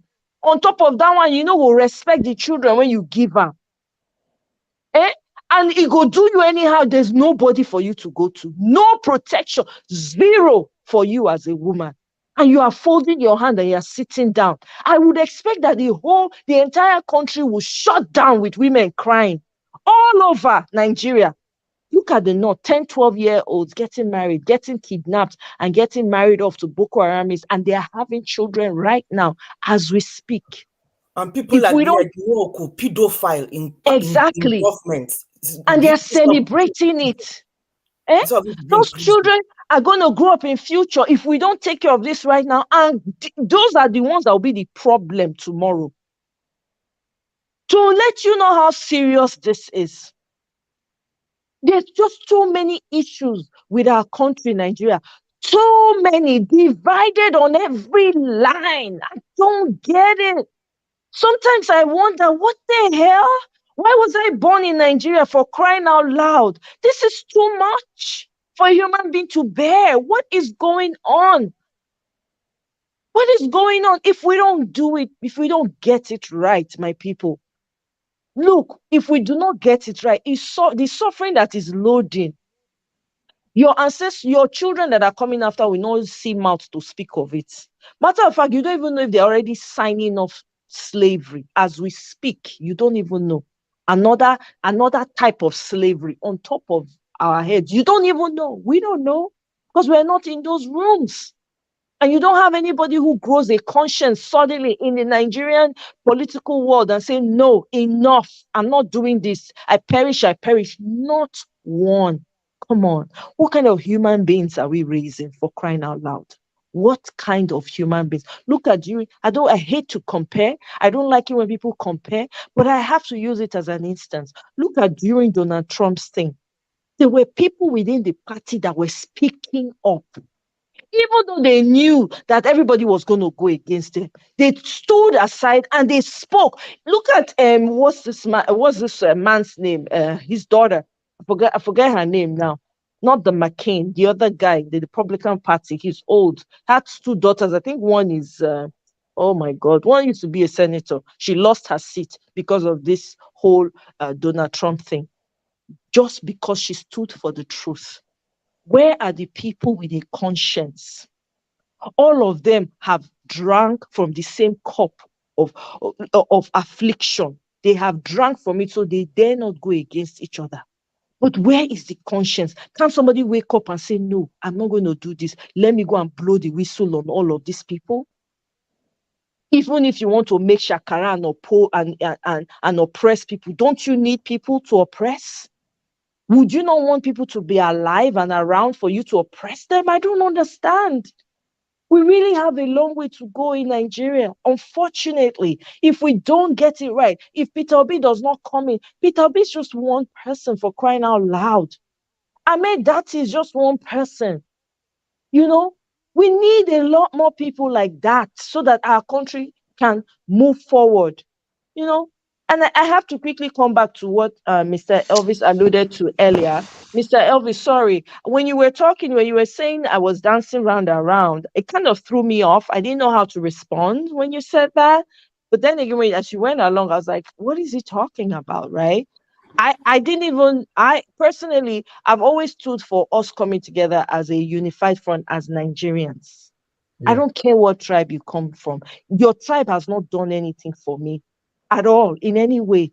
Being an Ishan person hasn't changed anything for me in my life's journey. Being from Edo State I can't say this is something I gained from coming from Edo State or coming from Nigeria as a whole, as a matter of fact. So religion doesn't even play. I don't even think in terms of it. I don't even see myself like that. Thank God for the way I was raised. I never ever saw myself like that. So when people say, instead of us to come together as a unified front and really take down these people that are trying to squeeze the life out of us, we keep trying to divide ourselves. Who cares who rules you? Shouldn't you be more concerned that the person is able to put food on your table and give you the necessary things that will allow you to thrive and be the best version of yourself? Shouldn't that be the focus? Why should I care where the person comes from? If you come from Kafanchan, my question will I be able to eat peacefully? Do I have security in my house? Am I going to be okay? That's all I'm going to care about. All this tribe, it don't put us for deeper trouble that it will take us, God, decades to get out of. We need to really stop with the rhetoric. For those that are perpetrating it, we really need to. We need to see ourselves first as Nigerians, because that's what matters. I can tell you for free, it's not a Edo person that helped me along my way. There were other tribes. Matter of fact, Edo people hurt me more. They hurt me more. And every one of them I came across with, I was betrayal that you can't even begin to speak of. So let's just stop with this whole tribal nonsense. I had other people from other tribes, Northerner, Yoruba. I have to give it to the Yoruba people. Yoruba people have been the kindest to me ever. In a strange land, when I didn't know anybody, Yoruba people came through. So please, I have a soft spot for all tribes. I grew up in Ibadan, for crying out loud. Most of my childhood was in Ibadan. So I understand the Yoruba culture to a great extent. And I have to say this, Yoruba, the Ibadan people are the most diverse people ever. But you don't hear that because they don't talk in terms of tribe. Once they hear that you grew up in Ibadan, they just embrace you. But you speak to an Edo person, well, where you come from? Now wow. So I'm just saying this to just rest this whole nonsense about tribe. He hasn't held water. Hausa person don't help me. Hausa, Yoruba, Igbo people, now you don't help me in my life's journey. So let's stop and let's fix this country, for crying out loud. Let's fix it so we can make sense of our lives. Do you know you're not living your best right now? You're not achieving your best as you are right now. You're not operating at the level you ought to be operating at. You are not. You cannot even begin to tap into that because your ancestral home is in devastation. There's an identity crisis that is coming like a tsunami. We don't even know that. We've not even started addressing that. So please, I beg us, let's be focused and fight till the very end for this Peter Obi. I hope that the people in Sudan come home safely. I mean, I hope that. But hey, now Peter Obi matter like concern me. Thank you very much, Mr. Thank you. Niger. Thank you. Amoye, thank you. I just thought I should leave you to express that, although sometimes when I rush people like this is because I look at time all the time. So I can see we have a lot of people here that want to speak. I've not said anything at all. So what I'm going to do, guys, I'm going to leave you guys here. When you are tired, you can just, so that you guys can have enough time to talk to yourself. But for me, I will be leaving. So it's good I have Mr. Alex here and see him here. And, so if you guys want to talk. Mr. Najawat, I'm still here. Okay. You'll be the next I'll call now. That's what I'm saying, you see. Okay, no, just call them. Just call them, no problem. Okay, sir. Yeah, yes. we're ready. I'll just let you know. Okay, that's fine. That's fine. Somebody else is trying to say something? Oh, no, I'm just indicating that I'm also here. Yes. Tunaja, yeah, you guys are the reason why I want to leave the platform for you guys, because if I have to give you 2 minutes now to talk. I'm also here. Oh God, Mukuna, hold on. If I have about 10 minutes to lock this particular broadcast, so if that will not be enough for anybody to talk. So what I would do. I don't say you go laugh. All right. Okay. What will happen now? What will happen now, people? Go ahead. This is American. This is American session. Now the energy they increase. Particularly California. We go fry you today. The fry you today. When the whole world is sleeping, at that time, then they wake up. They sleep. When the real genuine people don't they sleep, go to sleep. All right. The real people go. What will happen now is now we can't be fake. Now they are not everything genuine. All right. Okay. My people, let me quickly do this so that you guys, because I cannot moderate this anymore. I just want you guys to talk freely, and so we don't wear you out. Sorry. Oh God. Can I just say this now? I beg everybody. Mama, it should be. I have to mute this woman. You know, as we go do. Mama Echi go moderate so that he go talk less. Mama Echi, now you go moderate. Okay, what will happen now, my people? Because me, I don't tire. Oh God! So me not fit talk again, Abi. I never got the school of moderator, so. Okay, now the school of talking, I don't go. Hi. Now I'm gonna cause all this one, so she don't talk for 300. If na starch and black soup, let me know. That's one of just a sec. That's one of our governor take rule Anambra State in Gige. He go on, he shall go carry the head of Agbero, bring him to government house, give him job, say no one here Pakame again, and everybody quiet. We need to go back. Yes. See him who you say you go put for government house. Ngige go bring the head of Agbero where they disturb for P-Wake furniture. That you know Ngige and Agbero himself now. Hey, you know, because he bring and come on government house for car, tell and say see moto van to patrol. You know when here say person they come they snatching handbag again furniture. He say if you hear him, you they go prison straight because he don't tell Obasanjo. The man quiet, the man shock. After that, I call meeting furniture, tell him, boy, say, look, everything. It's true. Ask anybody. Now, so Ngige take solve Agbero problem furniture. You know that if you give teach something, not a loss. You not go loss. You go keep up. All right. Okay. What will happen now, my people? I appreciate every one of you today. Today we had our national chairman here, Barrister Julius Abure. So I'm gonna be ending this broadcast right now, but everybody is still here. And for those of you that is watching us right now, what you just need to do is to refresh to join the new broadcast. But all our panelists remain here. So, but you need to refresh to join the new broadcast after this break. Just refresh. You are watching from your TV. Log out, or rather leave. I don't know how you do your refresh on TV though, but on your phone it's gonna be easy. So join us, or rather come back to Naija Watch again. This conversation continues from here, but for me I need to go because it's been a long day for me and I'm tired and I cannot really lie about that. But meanwhile, let me quickly appreciate Ame Bright. Thank you very much. Nusa Harry, thank you. Jennifer Bennett, thank you. Emma Etok, thank you. Appreciate every one of you right there. That's what chatted us. God bless you all. And those of you in the comment section, we are still together, so don't worry. But this particular one, you need to come back to Naija Watch again in the next after this music break. So it's a continuous thing. God bless every one of you. Thank you, thank you, thank you. And I'll see you guys in the next 30 seconds. You are the pillar that holds my life. You are the pillar that holds my life.